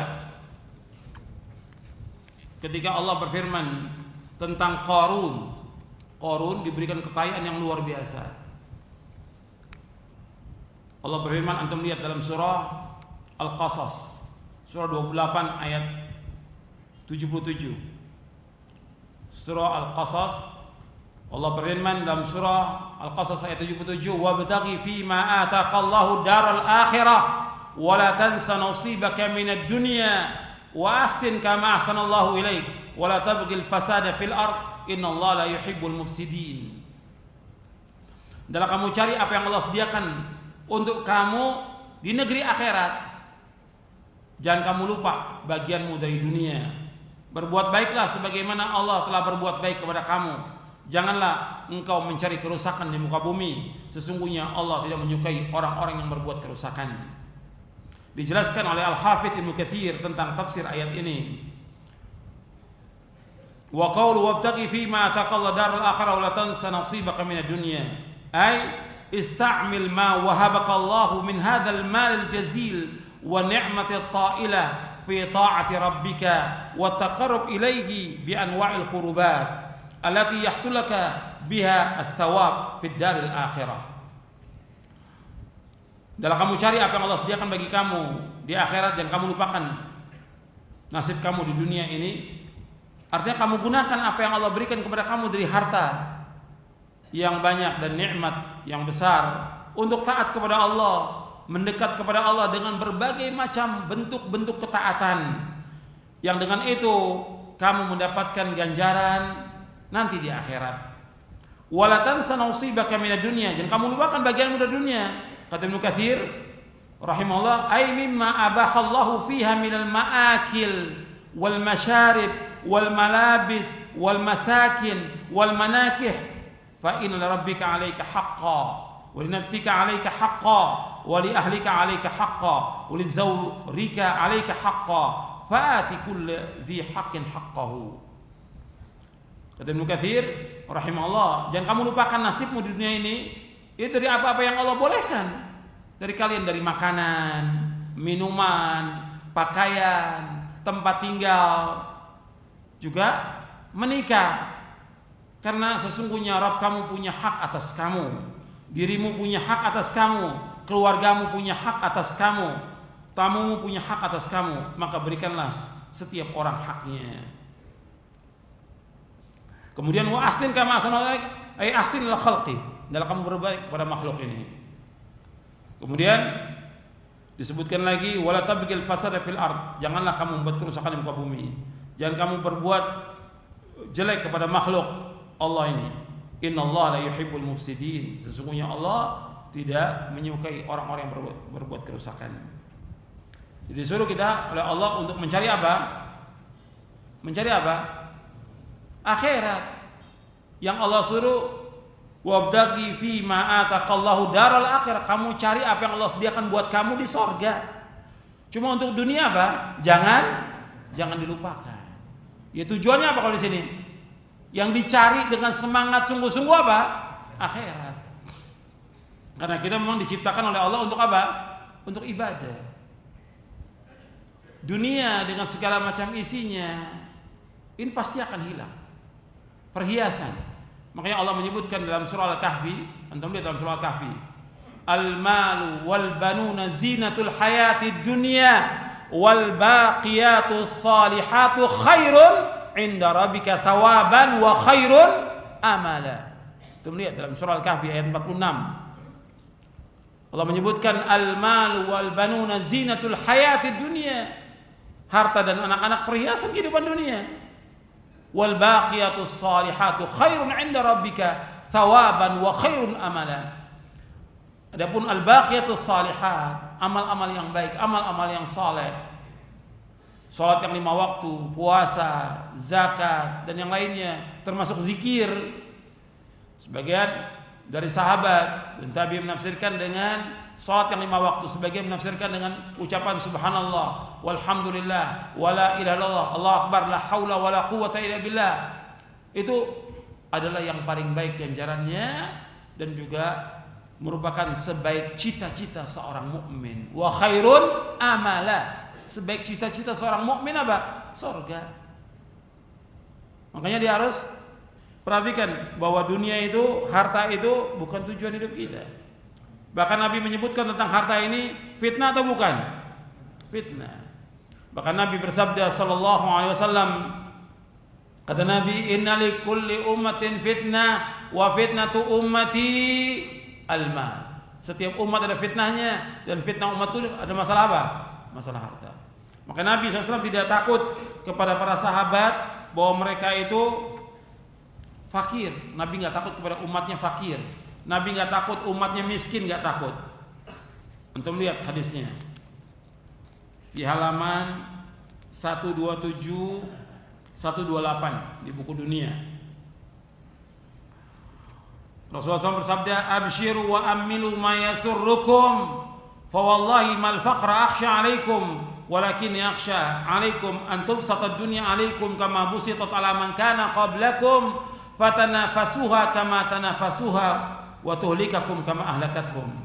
Bergembira kalian dan berharaplah apa yang menyenangkan kalian demi Allah, bukan kefakiran yang aku khawatirkan sekalian, akan tapi aku khawatir jika dunia dibentangkan, diluaskan atas kalian seperti telah diluaskan atas orang-orang sebelum kalian, lalu kalian berlomba-lomba mendapatkannya sebagaimana mereka berlomba-lomba mendapatkannya, kemudian dunia itu membinasakan kalian sebagaimana ia membinasakan mereka. Hadis ini sahih dari Bukhari, Muslim dan yang lainnya. Jadi untuk perhatikan di sini Nabi SAW nggak khawatir umatnya fakir, tapi Nabi khawatir diberikan kekayaan mereka berlomba-lomba dengan kekayaan. Kemudian selanjutnya ini tentang surah Al-Kahfi tadi di ayat 45 Allah menjelaskan tentang dunia. Dunia itu seperti pohonan yang turunkan hujan, bagus, indah. Apa terus indah? Tidak, pasti akan kering dan pasti akan hancur. Itulah dunia. Karena Allah menyebutkan wadrib lahum matal hayatid dunya kamain anzalna minas sama' fakhtalata bi nabatil ardh fa asbaha hashiman tadruhu riyah wa kana Allah ala kulli syai'in muqtadira. Al-mal wal banuna zinatul hayatid dunya wal baqiyatus salihatu khairun 'inda rabbika thawaban wa khairun amala. Di ayat 45-nya Allah menyebutkan tentang suruh memberikan contoh tentang dunia kepada umat ini. Di dunia itu seperti air yang turun dari langit kemudian bercampur dengan tanah dan tumbuhlah tumbuh-tumbuhan. Kemudian dia menjadi indah, bagus, kemudian menjadi kering.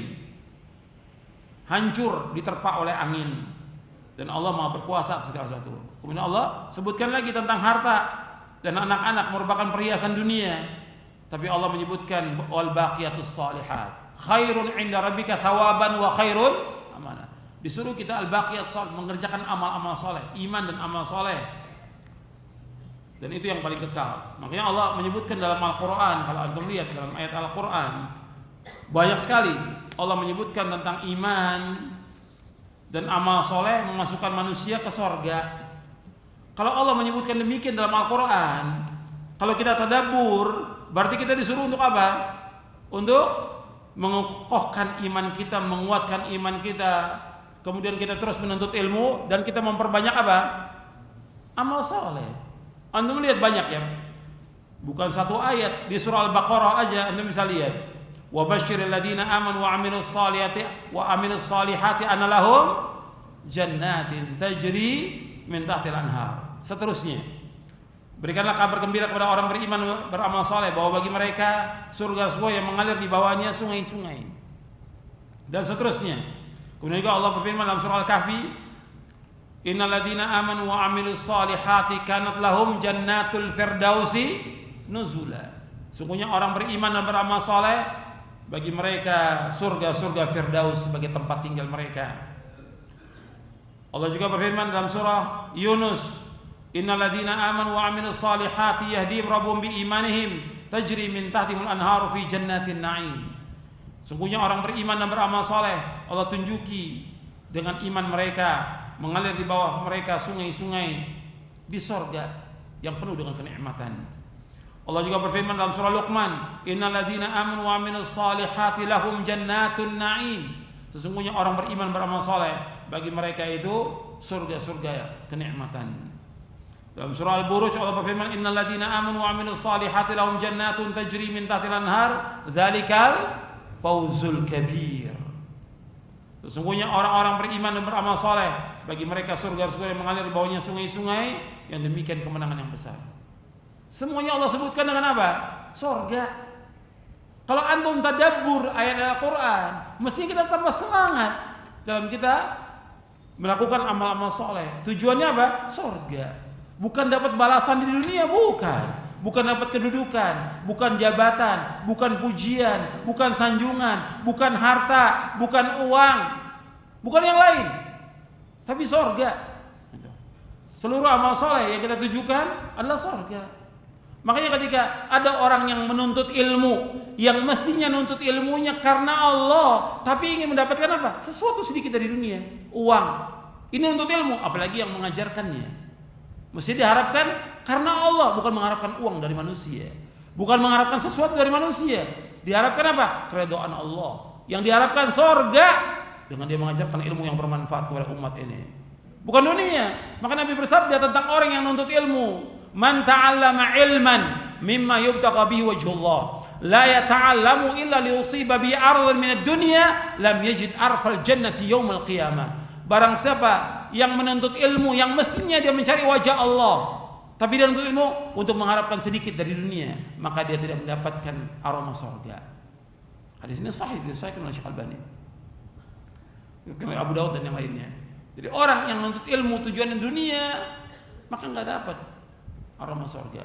Begitu juga orang mengajarkan ilmu, mendakwahkan ilmu, diharapkan Allah SWT.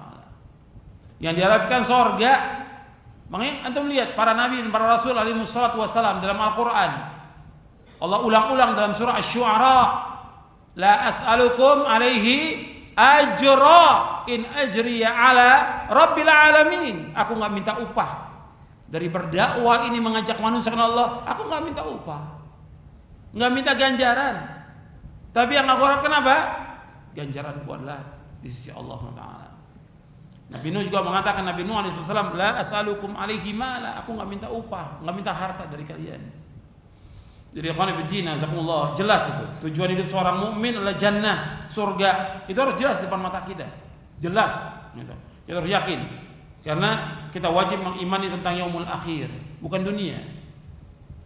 Kemudian ikhwan fillah, jazakumullah, antum perhatikan lagi yang dapat mengingatkan kita juga kepada akhirat, kepada surga, yaitu kita ingat kepada mati. Antum lihat di bab yang ke-12 di buku dunia,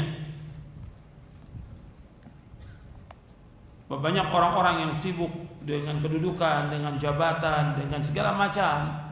Dia ini nggak yakin bahwa dia pasti akan mati.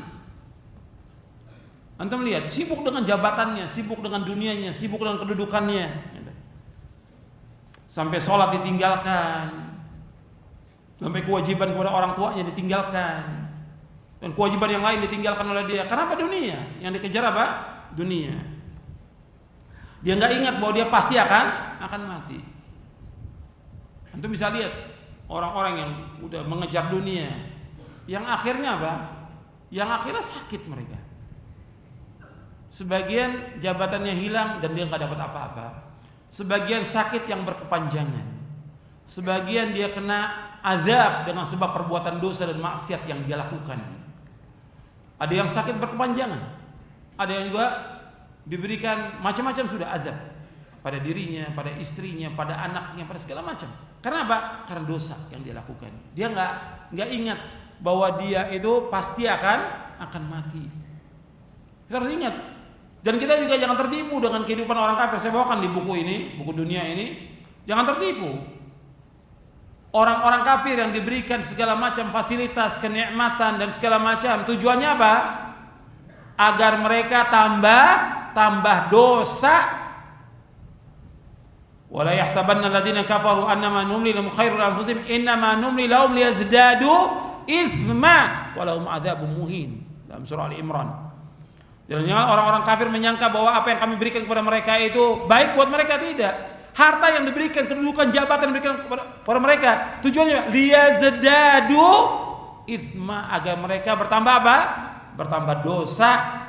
Dan bagi mereka apa? Azab yang pedih. Jadi Allah sudah ingatkan itu. Bagi mereka walahum adzabun muhin, bagi mereka azab yang menghinakan. Surah Ali Imran ayat 178. Jadi Allah berikan kepada orang-orang kaya juga dari orang-orang fasik. Demikian juga kalau orang kafir diberikan, jangan kita sangka kenikmatan. Untuk bisa lihat nanti di bab yang ke-14 saya sebutkan itu.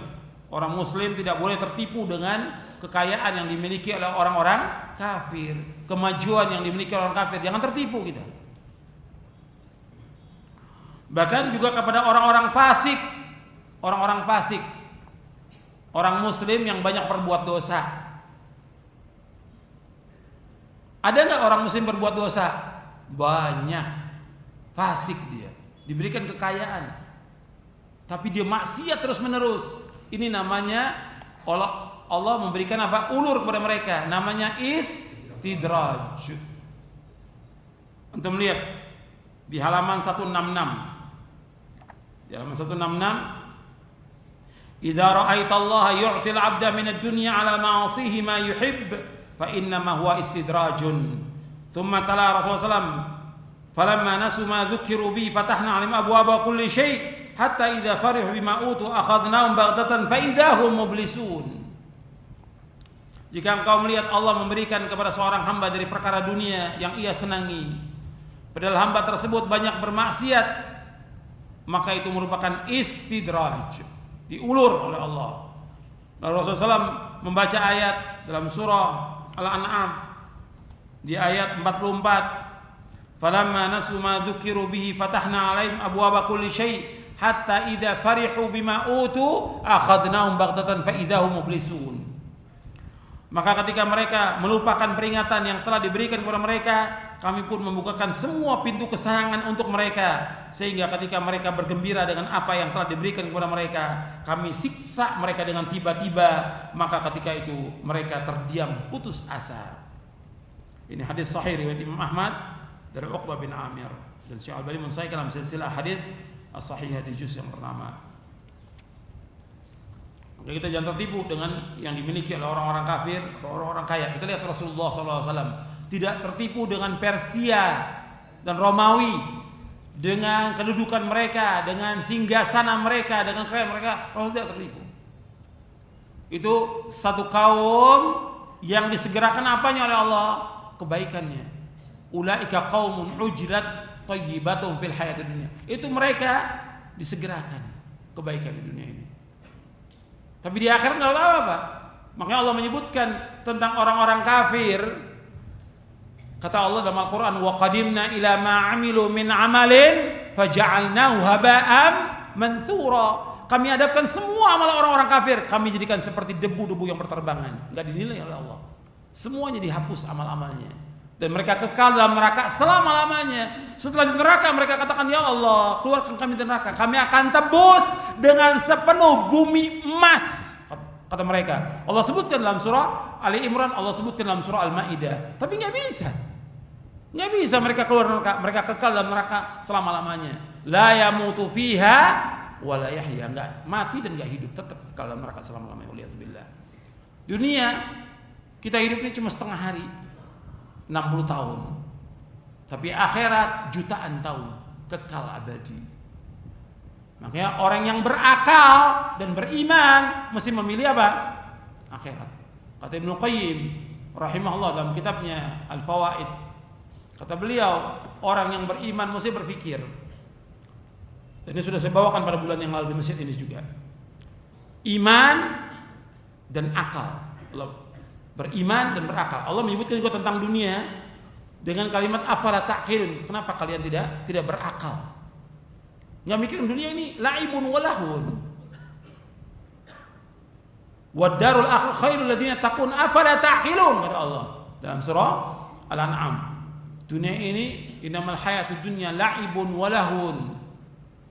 Walad darul akhirah khairul ladzina taqun afala ta'qilun. Dunia ini permainan, senda gurau. Adapun akhirat itu lebih baik bagi orang yang bertakwa. Apakah kamu tidak berpikir, tidak berakal? Jadi orang yang beriman dan berakal mestinya yang dia pilih apa? Akhirat, bukan dunia. Dunia ini kehidupan yang fana, kehidupan yang pasti hilang, kehidupan yang sementara, kehidupan yang lebih jelek daripada bangkai kambing. Dilaknat dunia ini oleh Allah SWT. Kemudian dunia nggak ada harganya meskipun hanya seberat sayap nyamuk dan yang lainnya. Dunia ini seperti seorang berteduh di bawah pohon yang dia akan tinggalkan. Nggak ada arti apa dunia ini.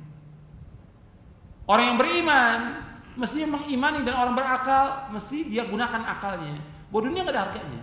Orang yang beriman, dunia nggak ada harganya. Dia harus berakal, berpikir dunia hanya sebentar, akhirat kekal abadi jutaan tahun dan nggak terhitung sudah. Dia harus pilih yang untuk akhirat. Allah menyebutkan bal tu'thirunal hayatad dunya wal akhiratu khairu abqa. Bahkan kalian lebih utamakan dunia, akhirat lebih baik dan lebih kekal. Akhirat lebih baik dan lebih kekal. Yang kita perhatikan akhirat ini. Orang yang beriman mengimani tentang akhirat.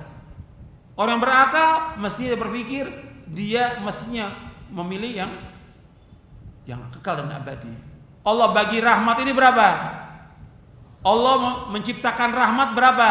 100. Allah turunkan ke muka bumi ini berapa? Satu.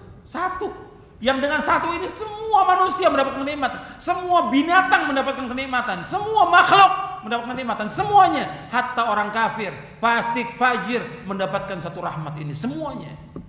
Satu rahmat Allah turunkan ke muka bumi, semua makhluk ini mendapatkan kenikmatan satu rahmat. Tapi yang 99 Allah simpan di mana?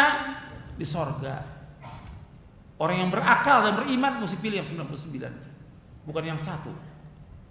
Kemudian saya ingatkan lagi di sini tentang kematian, karena orang mesti diingatkan tentang mati. Kematian itu sudah di hadapan dia, tapi dia kadang-kadang nggak berpikir bahwa dia pasti mati. Banyak lagi berbuat dosa. Allah berfirman dalam surah Al-Imran ayat 185, kullu nafsin dha'iqatul maut wa innama tuwaffawna ujurakum yawmal qiyamah faman zuhziha 'anil nari wa udkhilal jannata faqad faz wa mal hayatud dunya illa mata'ul ghurur. Allah berfirman dalam surah Ali Imran ayat 185, setiap jiwa itu pasti akan mati, akan disempurnakan ganjaran kalian nanti pada hari kiamat. Barang siapa yang dijauhkan dari api neraka dimasukkan ke surga, maka dia adalah orang yang sukses dan tidak kehidupan dunia melainkan kehidupan yang menipu. Allah sebutkan di sini bahwa semua yang bernyawa pasti akan mati. Yang kedua, di sini akan disempurnakan ganjaran kita nanti pada hari kiamat. Yang ketiga, orang yang dijauhkan dari api neraka dimasukkan ke surga, maka adalah orang yang sukses. Jadi sukses itu bukan ukuran dunia, bukan dapat gelar, titel, kedudukan, jabatan, harta yang banyak, rumah yang besar, bukan. Yang dikatakan sukses yang hakiki dan abadi apabila dijauhkan dari api neraka, dimasukkan ke surga, baru dikatakan dia orang sukses. Kemudian yang keempat Allah sebutkan di sini, wa mal hayatud dunya illa mata'ul ghurur. dan tidaklah kehidupan dunia melainkan kehidupan yang menipu. Dan Nabi SAW menganjurkan kita untuk banyak mengingat mati. Banyak ingat mati. Bukan ingat kedudukan, bukan ingat jabatan. Suruh apa? Ingat mati. Bukan pengen jadi sibuk dengan apa? Sibuk dengan politik, sibuk dengan ini, sibuk dengan dunia. Bukan. Ingat mati, disuruh ingat mati. Akthiru dzikra hadhimil ladzat, yani al-maut. Perbanyaklah kalian mengingat pemutus kelezatan itu kematian. Kenapa Nabi menyebutkan demikian? Hadis ini sahih di ghairi diriwayatkan oleh Imam Ahmad, Tirmizi, Ibnu Majah, Nasai dan yang lainnya. Manfaat kita ingat mati banyak, diantaranya kita akan selalu bertaubat kepada Allah karena kita banyak dosa. Mempersiapkan bekal. Yang kedua, mempersiapkan bekal amal soleh sebanyak-banyaknya. Antum lihat tuh fawaidnya di halaman 138, 139. Kemudian yang ketiga, kita berlomba-lomba dalam berbuat kebajikan. Kalau kita ingat mati, kita akan terus berlomba-lomba. Fastabiqul khairat, berlomba-lomba kebaikan. Kemudian yang keempat, tidak menunda amal soleh yang bisa dikerjakan sekarang atau hari ini. Yang kelima, kita akan gunakan waktu sebaik-baiknya untuk hal yang bermanfaat dan ibadah kepada Allah. Ini juga kalau antum perhatikan banyak waktu kaum muslimin yang dibuang dengan sia-sia. Setiap hari dibuang dengan sia-sia. Enggak orang awamnya, enggak penuntut ilmunya, enggak para dai-nya, dibuang dengan sia-sia. Untuk ngobrol, untuk main, untuk jalan. Belum lagi ya media sosial yang ada itu habis dia untuk waktunya. Maka antum perhatikan waktu banyak yang terbuang dengan sia-sia. Dengan kita ini terus kejaran dengan maut. Sampai Syekh Albani rahimahullah selalu ketika diingatkan tentang dirinya, beliau mengatakan, aku ngerjakan amal soleh sekarang, nggak bisa ditunda. Karena apa? Ana usabiqul maut. Saya kejar-kejaran dengan mati, kata beliau. Saya kejar-kejaran dengan mati. Jadi orang yakin, dia tahu bahwa dia pasti akan mati. Pasti sudah mati. Makanya berlomba-lomba menggunakan waktu sebaik-baiknya untuk mengisi dengan amal-amal soleh. Kemudian yang keenam, tidak tamak kepada dunia. Karena orang yang tidak ingat mati, dia tamak kepada dunia. Kita nggak boleh tamak kepada dunia. Kemudian merasa cukup dan puas dengan karunia Allah. Yang kedelapan, bersyukur dan bersabar atas takdir Allah. Yang kesembilan, tidak berlomba-lomba dalam mengejar dunia. Yang kesepuluh, tidak terlalu bergembira dengan apa yang ada. Artinya Allah memberikan nikmat kepada kita, jangan terlalu bergembira, karena sebentar lagi juga akan hilang nikmat itu. Begitu juga kita tidak terlalu bersedih dengan apa yang luput. Kita tidak hasad, tidak dengki kepada orang lain. Kemudian kita selalu takut dan harap hanya kepada Allah. Dengan kita ingat mati, kita harus takut dan harap hanya kepada Allah. Kemudian yang ke-14, menjauhkan perbuatan dosa dan maksiat. Karena kita takut apa? Su'ul khatimah. Jadi orang beriman itu takut dengan su'ul khatimah, akhir kehidupan yang jelek. Karena apa? Penilaian amal itu di sisi Allah tergantung awal atau akhir. Akhir. Innamal a'malu bil khawatim. Sesungguhnya amal-amal tergantung daripada akhirnya. Maka para ulama takut mereka. Takut apa? Su'ul khatimah. Yang mereka enggak bangga dengan amal-amal mereka yang dulu. Mereka terus mohon kepada Allah agar amal-amal mereka diterima. Dan mereka mohon kepada Allah agar ditetapkan dalam agama ini, dan mohon kepada Allah agar mereka diberikan husnul khatimah.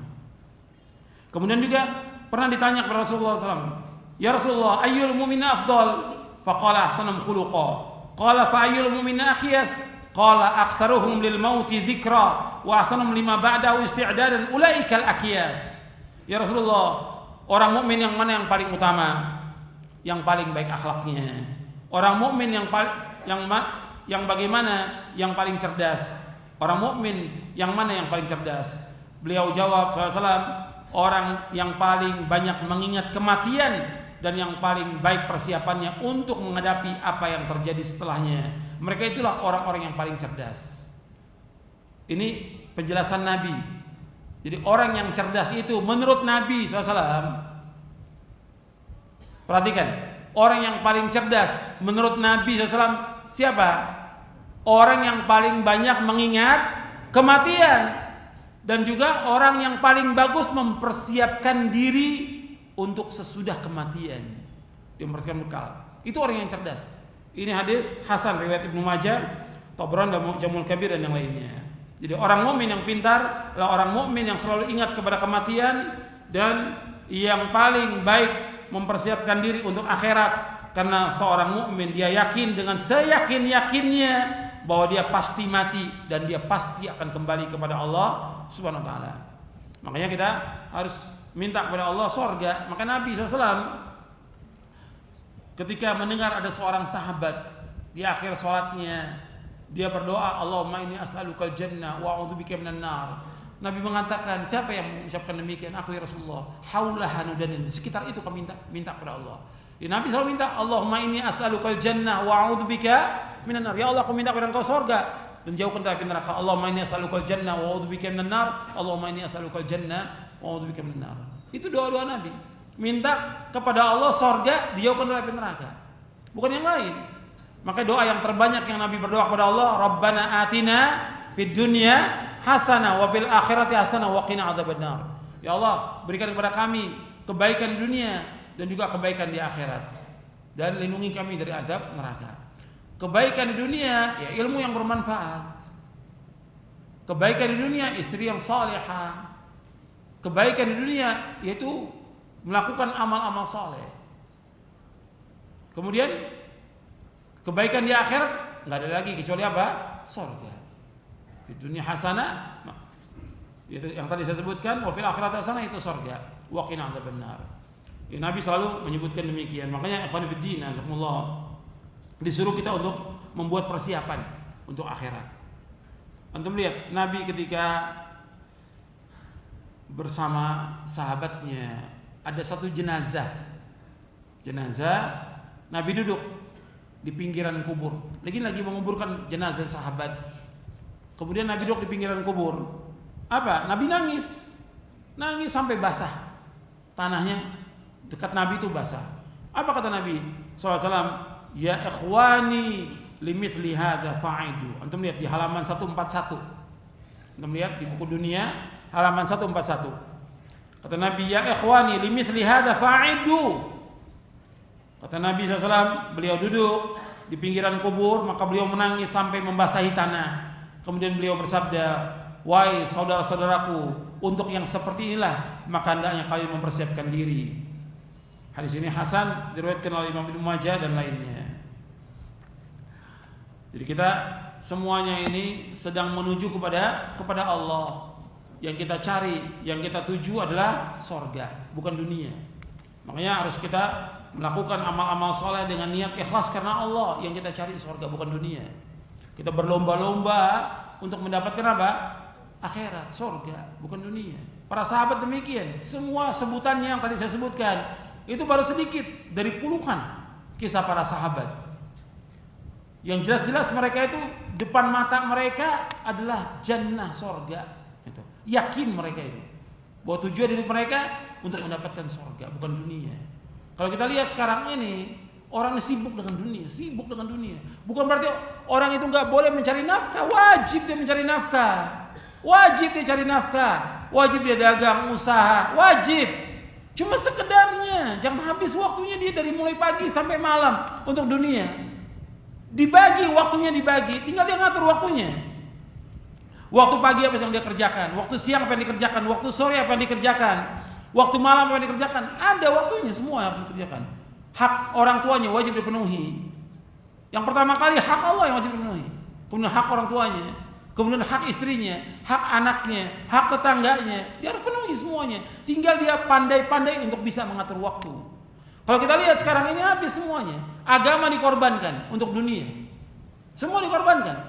Sibuknya orang, kalau kita lihat sekarang ini sibuknya untuk apa? Dunia. Nggak ada orang mengatakan saya lagi sibuk belajar, saya lagi sibuk ngapalin hadis. Nggak ada.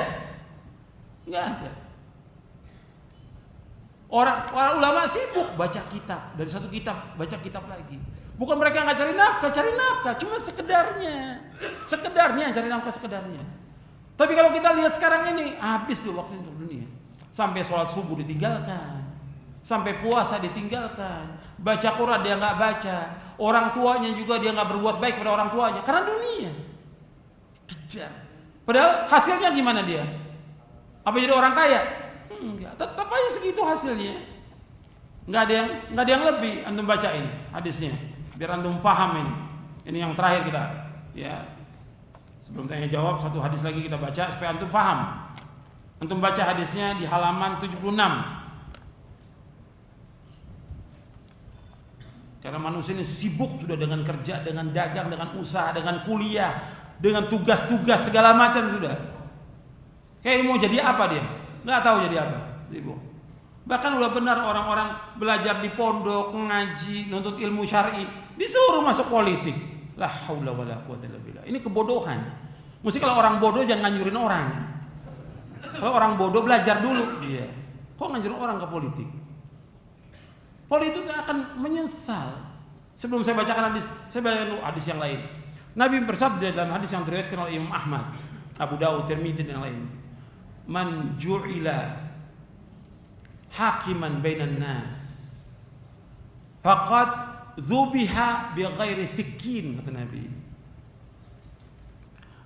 Man ju'ila qadiyan bainan nas, barang siapa dijadikan qadi, hakim di antara manusia, maka dia disembelih tanpa apa? Tanpa pisau. Artinya hukumannya berat buat orang itu. Waktu zaman dulu orang itu berhukum dengan hukum Allah atau tidak? Berhukum dengan hukum Islam. Di zaman itu, zaman sahabat tabi'in, kemudian zaman pemerintahan Amawiyah, Abbasiyah, hukum Islam. Kalau sekarang kan bukan hukum Islam dilaksanakan. Itu disembelih apa? Tanpa pisau. Ini hadis sahih dari sahabat Abu Hurairah radhiyallahu anhu. Kemudian juga Nabi bersabda dalam riwayat Bukhari, dari sahabat Abu Hurairah juga Nabi bersabda, "Innakum satahrisuna al-imarah wa satakunu nadamatan yaumal qiyamah fa ni'mal murdi'atu wa bi'sal fatimatu."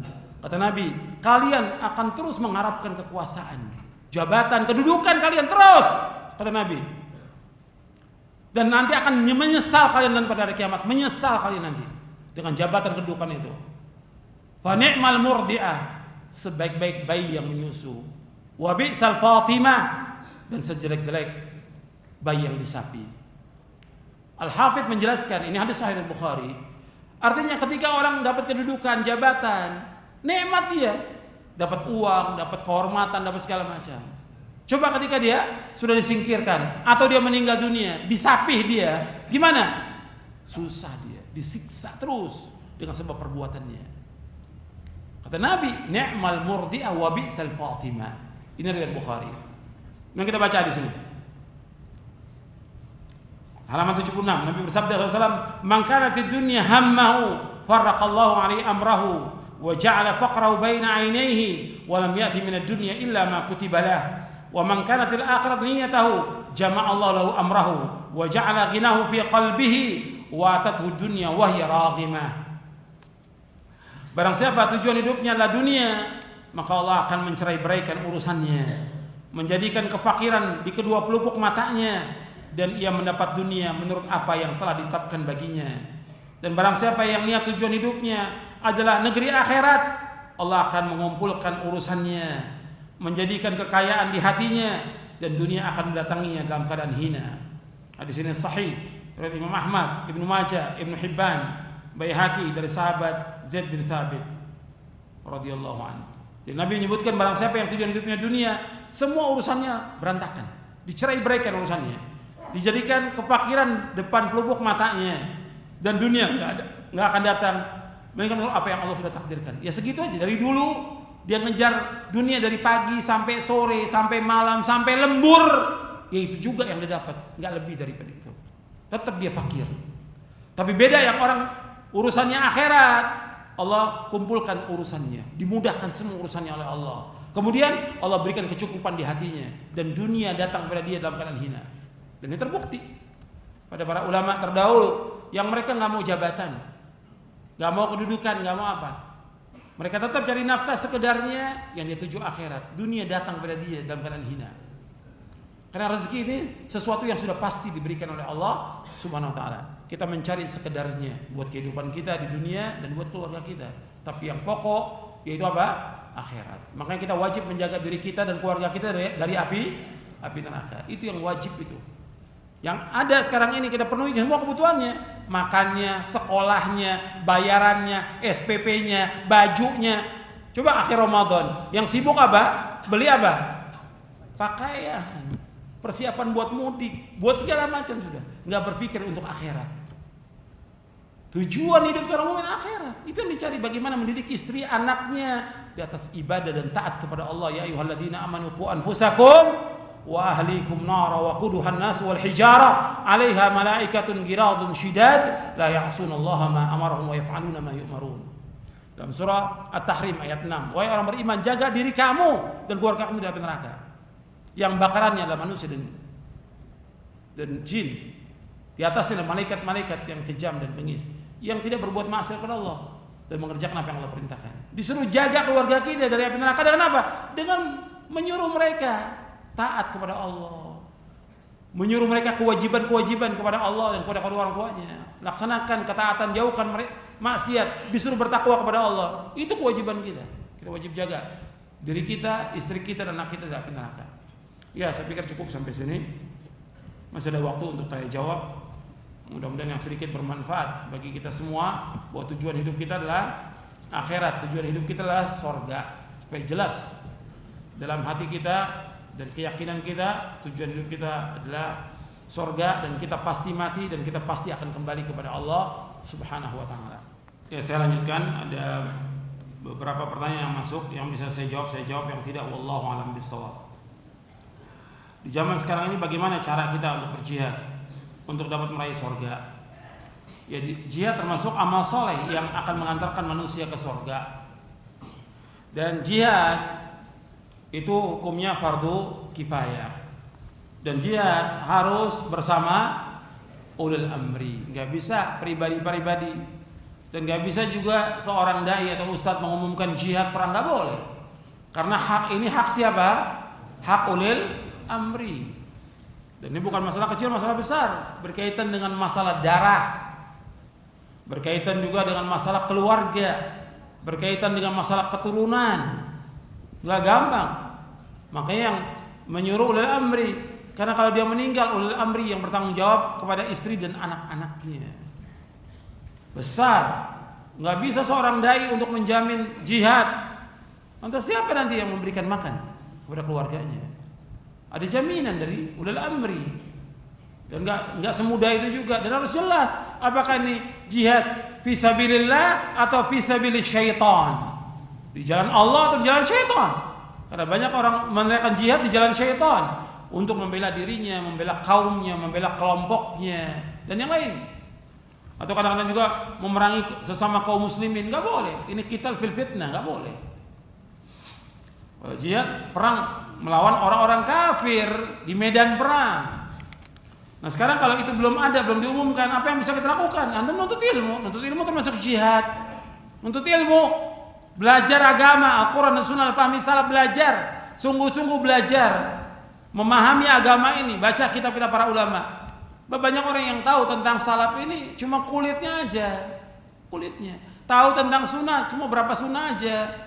Ya, sholat berjamaah, berjenggot, nggak isbal, udah itu tahu. Yang lain nggak tahu. Belajar. Gitu. Yang penting yang dituntut kita ini belajar ibadah kepada Allah dengan benar. Adapun masalah dakwah, kewajiban para dai, orang-orang yang berilmu kewajibannya. Dan dakwah juga termasuk jihad.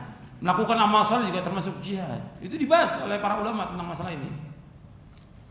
Bahkan nuntut ilmu saja untuk tafaqquh fiddin disamakan oleh Allah dengan apa? Dengan jihad. Dalam surah At-Taubah, "Wa ma kana al-mu'minuna liyanfiru kaffa falaula nafara min kulli firqatin minhum ta'ifatun yatafaqahu fiddin wa liyunziru qaumahum idza raja'u ilaihim la'allahum yahdharun."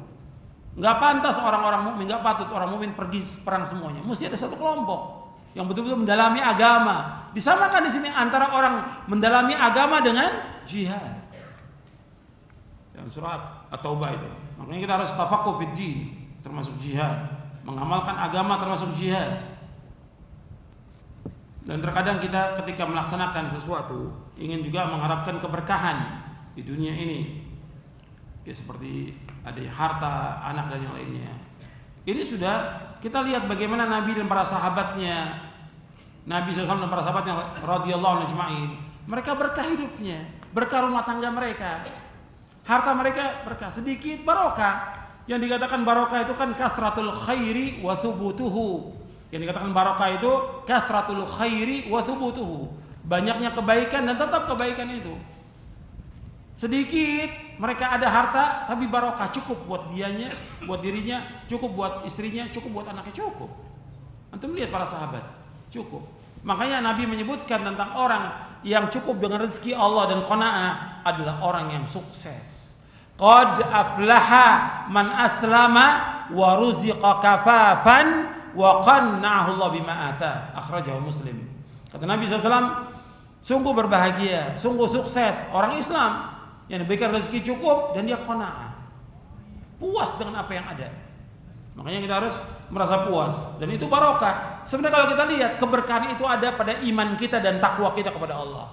Keberkahan itu ada pada iman kita dan takwa kita kepada Allah. Kalau keluarga kita beriman dan bertakwa kepada Allah, diberikan keberkahan itu. Harta yang sedikit barokah, makanan yang sedikit barokah, semua barokah. Bahwa Allah menyebutkan demikian dalam surah Al-A'raf, walau anna ahlal qura amanu wattaqau la fatahna alaihim barakatim minas sama'i wal ardh, dan yang lainnya. Jadi bukan banyaknya harta itu barokah, sedikit harta juga barokah. Sekarang Anda lihat, banyak orang-orang yang kerja kaya tapi hartanya enggak berkah. Anda lihat, ini nyata. Kaya dia, punya mobil, mobilnya apa? Utang. Motor, utang. Rumah, utang, padahal gajinya gede. Tetap aja nggak ada keberkahan. Hidupnya apa? Dililit, dicekek oleh apa? Utang. Kata Nabi, la tukhifu ala anfusikum ba'da amniha. Jangan kalian menakutkan diri kalian sesudah kalian aman. Apa ya Rasulullah? Ad-dain, utang. Itu kalian menakutkan diri kalian sudah aman. Cukup orang dapat duit sehari cuma 10.000 untuk istrinya, anaknya, cukup. Kecuali kalau sangat butuh dia untuk makan, nggak ada. Daripada dia minta, lebih baik dia apa? Utang. Dari minta haram hukumnya, lebih baik dia utang. Tapi sekarang udah ada, sekarang ada utang. Kita kalau nggak mampu jangan utang. Kalau nggak mampu udah apa yang ada kita lakukan. Ini kan kita kadang-kadang memaksakan diri, sehingga apa? Tidak ada keberkahan dalam rumah tangga itu. Yang dengan utang itu banyak keributan dengan istri, banyak gak benar juga anak itu dengan utang. Karena ada utang yang dia bayar, ada utang juga yang dia tidak bayar. Ini nyata.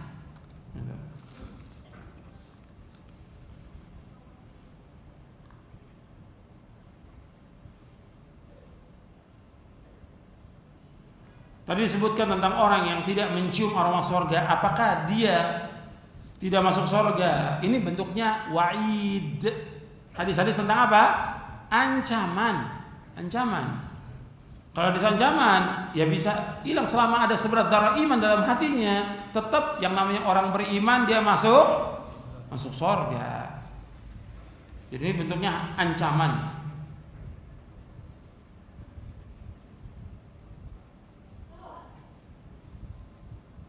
Apakah surga dan neraka itu telah Allah ciptakan dan apa penghuninya atau tidak? Ini sudah kita bahas ya pada bulan yang lalu ketika kita membahas tentang Syarhus Sunnah dari Imam Al-Barbahari, bahwa surga Allah sudah ciptakan, neraka Allah sudah ciptakan, cuma penghuninya belum. Karena yang pertama kali masuk ke surga siapa? Nabi Muhammad sallallahu alaihi wa ala alihi wasallam. Bagaimana dalam riwayat Muslim, ketika Nabi mengetuk pintu surga, siapa? Muhammad, untuk engkau pertama kali aku buka pintu surga ini. Untuk engkau pertama kali. Jadi awal yang pertama membuka pintu surga yaitu Rasulullah sallallahu alaihi wasallam.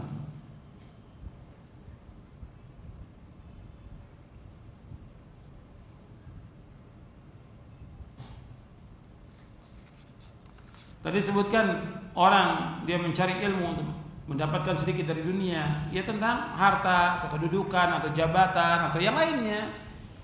Yang kita cari dengan ilmu ini adalah kita ingin mendapatkan surga. Karena hadisnya tadi saya bawakan, wa man salaka tariqan yaltamisu fihi ilman sahhalallahu lahu bihi tariqan ila jannah. Barang siapa yang berjalan untuk menuntut ilmu, Allah akan mudahkan jalannya ke surga.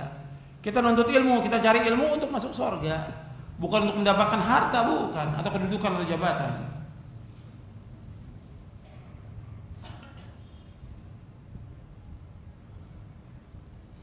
Bagaimana memahami ayat tentang seorang masuk surga itu karena amalnya, tapi dalam hadis disebutkan bahwa orang masuk surga itu karena rahmat Allah. Betul bahwa orang masuk surga itu karena rahmat Allah. Kalau disebutkan dalam ayat Al-Quran orang masuk surga dengan sebab amalnya, artinya dengan sebab amal. Tapi untuk masuknya ke dalam surga itu dengan rahmat Allah. Jadi bukan orang beramal itu udah pasti dengan surga sebagai ganti amalnya surga, bukan. Artinya kalau dia berpikir yang waras dari nikmat, sekarang Allah perintahkan dia sholat, sekarang dia sholat, dia taat, mengerjakan ketaatan 100 tahun atau 1000 tahun belum bisa membayar nikmat mata yang Allah berikan kepada dia. Dia ibadah, menjauhkan maksiat, tetap belum bisa dia membayar telinga yang Allah berikan kepada dia. Belum lagi nikmat oksigen, nikmat segala macam yang Allah berikan, belum bisa. Makanya ketika orang beramal bahwa dengan amal itu gantinya surga, ini salah. Bahwa dia beramal karena Allah yang masukkan ke dalam surga siapa? Allah dengan rahmatnya. Artinya tetap Allah menyebutkan dalam Al-Quran bahwa orang beramal itu dijaminkan dengan surga. Itu menunjukkan kepada apa? Sebab, dengan sebab amal ini dia masuk surga. Atau dengan mana yang kedua, bahwa amal itu untuk menunjukkan kepada tingkatan di surga. Walikullin darajatum mimma amilu, bahwa mereka mendapatkan derajat tentang apa yang mereka amalkan. Tapi masuk surganya, orang semua masuk surga dengan sebab rahmat Allah. Wallahu a'lam. Ini panjang dibahas oleh para ulama tentang masalah ini.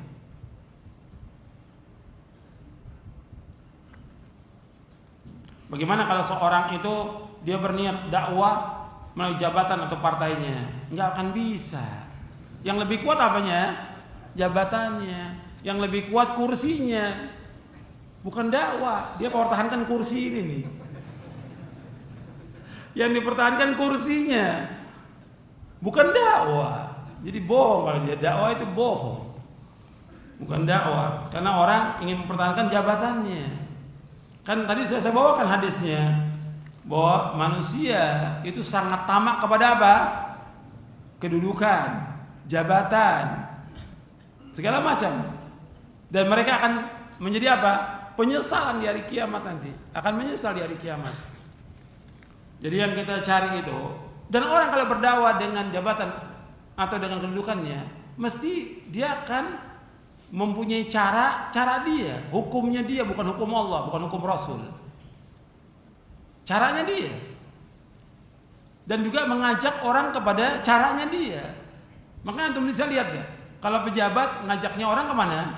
Kepada jabatan. Mestinya kan diajak orang, dia sudah nggak mampu untuk belajar seperti talabatul ilm, dia nggak mampu, dia sibuk. Nah mesti dianjurkan orang antum belajar sungguh-sungguh, biar antum jadi dai, bermanfaat buat umat, mesti kan gitu. Bukan diajarkan antum masuk politik. Kok diajarkan masuk politik? Lantas ilmunya yang dulu yang dia belajar gimana? Nggak bermanfaat. Kalau masuk politik, dia bisa merubah atau dia dirubah? Dirubah, rusak dia. Nama juga nganjurin orang untuk menjadi orang supaya apa? Supaya rusak. Gitu. Ini orang udah bagus belajar, menuntut ilmu, belajar agama. Dikasih semangat dong orang untuk belajar agama. Terus antum belajar sampai antum bisa menguasai Al-Quran, menguasai sunnah, pahami salaf. Dikasih semangat orang itu. Bukan disuruh tinggalkan menuntut ilmunya, suruh masuk politik. Kalau masuk politik dikorbankan semuanya. Semua dikorbankan dia. Semuanya, hartanya dikorbankan, dirinya dikorbankan, keluarganya dikorbankan, orang tuanya dikorbankan, semua dikorbankan untuk dapat kedudukan dan jabatan. Betul atau tidak? Betul, terbukti, semua dikorbankan. Sampai orang berani mengeluarkan uang miliaran. Coba kau dibangun masjid, uang miliaran, manfaat sampai hari kiamat. Tapi dikorbankan dengan miliaran itu supaya apa? Dapat apa? Dapat kedudukan, dapat kursi, dapat jabatan. Ini makanya, ini tentang jabatan ini lebih jelek daripada 2 serigala yang dilepas di kerumunan kambing, kata Nabi. Orang kalau sudah cinta kepada dunia, kedudukan jabatan. Makanya Syekhul Islam menyebutkan bahwa jabatan kedudukan aslu kulli zulm, pokok semua kezaliman dan kerusakan dengan sebab jabatan ini. Makanya Nabi bersabda SAW dalam hadis riwayat Tirmidzi, Ahmad dan yang lain, madhi bani ja'i'ani ursila fi ghanamin biafsadala min hirsil mar'i ala syarafi wal mali lidinihi. Kata Nabi, 2 serigala yang dilepas di kerumun kambing itu tidaklah lebih tamak, tidak lebih rakus daripada keserakahan manusia kepada harta, kedudukan, jabatan yang merusak agamanya. Pasti merusak agamanya. Antum bisa lihat deh, orang-orang kalau sudah punya kedudukan, jabatan, agamanya udah nggak ada lagi, rusak. Menggantung, perhatikan itu. Jadi kita jangan berdalih, atau kan juga kadang-kadang ada manfaatnya orang jabatan. Tapi yang dia duduk itu kedudukan kezaliman. Seandainya dia sebagai hakim, sebagai qadhi, kata Nabi apa? Dia disembelih tanpa apa? Tanpa pisau. Nabi. Makanya nggak bisa orang beralasan dengan kedudukan jabatan. Para ulama terdahulu itu nggak mau jabatan. Kalau antum baca biografi para ulama, antum baca aja biografinya Abu Hanifah, ditawarkan jabatan nggak mau, jadi qadhi nggak mau.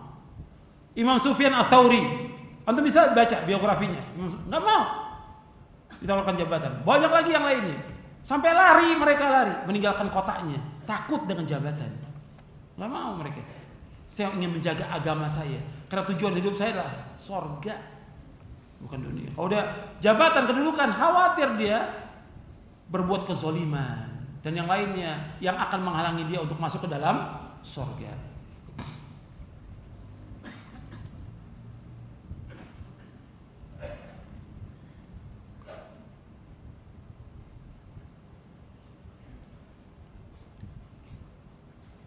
Bagaimana kalau ada orang diajak untuk ikut kajian, tapi kemudian dia tidak mau? Dia mengatakan bahwa banyak yang ikut kajian kurang sosialnya, kemudian keras pemahamannya. Ditanya dong, di mana bentuknya, di mana letak dia kurang sosial, di mana letaknya bahwa dia keras pemahaman. Ditanya, jangan kata orang, kan dia harus dibuktikan. Jangan kata orang. Apa nggak terbalik gitu? Justru yang nggak ngaji yang keras gitu. Justru orang yang ngaji itu tambah lembut hatinya, tambah dekat dengan Allah, tambah takut dia kepada Allah. Mestinya kan seperti itu. Tapi kalau kita lihat justru yang ngaji tambah keras hatinya dia. Diajak nggak mau. Yang keras itu kita apa dia? Dipanggil adzan 5 waktu, mau nggak dia ke masjid? Nggak ke masjid juga. Yang keras dia apa kita? Jadi itu harus ditanya itu. Banyak orang-orang kadang-kadang menuduh dengan tuduhan yang nggak benar. Sebenarnya melaksanakan sunnah itu merupakan kewajiban yang harus dilaksanakan. Dan Nabi yang memberikan contoh untuk bisa melaksanakan sunnah. Jadi ketika orang mengatakan itu keras, pada hakikatnya dia menuduh siapa? Rasulullah SAW. Ketika orang berjenggot dikatakan keras oleh dia nuduh Rasulullah SAW. Karena yang menyuruh untuk memelihara jenggot siapa? Rasulullah SAW. Yang menyuruh arkhuliha a'fuliya, panjangkan jenggot kamu, biarkan jenggot siapa? Yang pertama kali menyuruh Rasulullah SAW. Dan Nabi mencontohkan demikian. Ketika kita mengajak orang untuk mentauhidkan Allah, menjauhkan syirik, ini dakwanya siapa? Dakwanya para nabi, para rasul, bukan keras. Justru itu dakwah yang benar, mengajak orang untuk mentauhidkan Allah, menjauhkan segala macam perbuatan syirik. Karena semua nabi, semua rasul dakwanya demikian.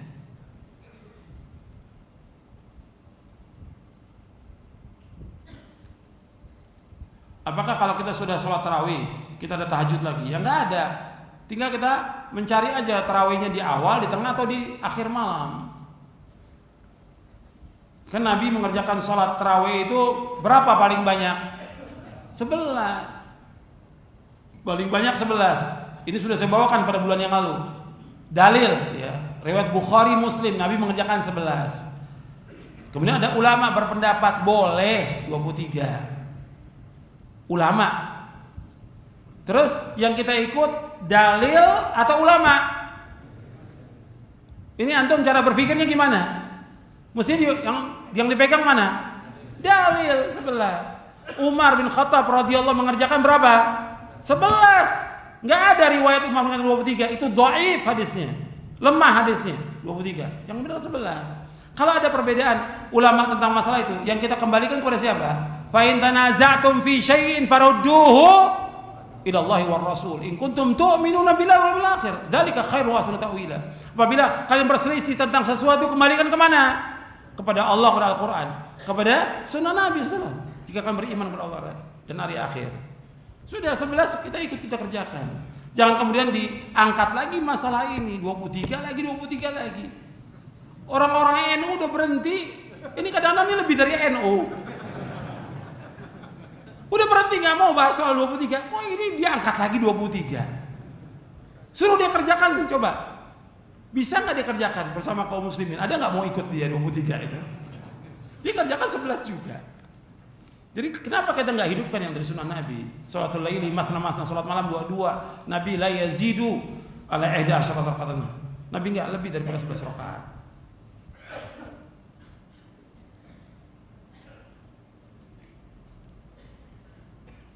Apakah ada zikir setelah salat witir? Ada kan?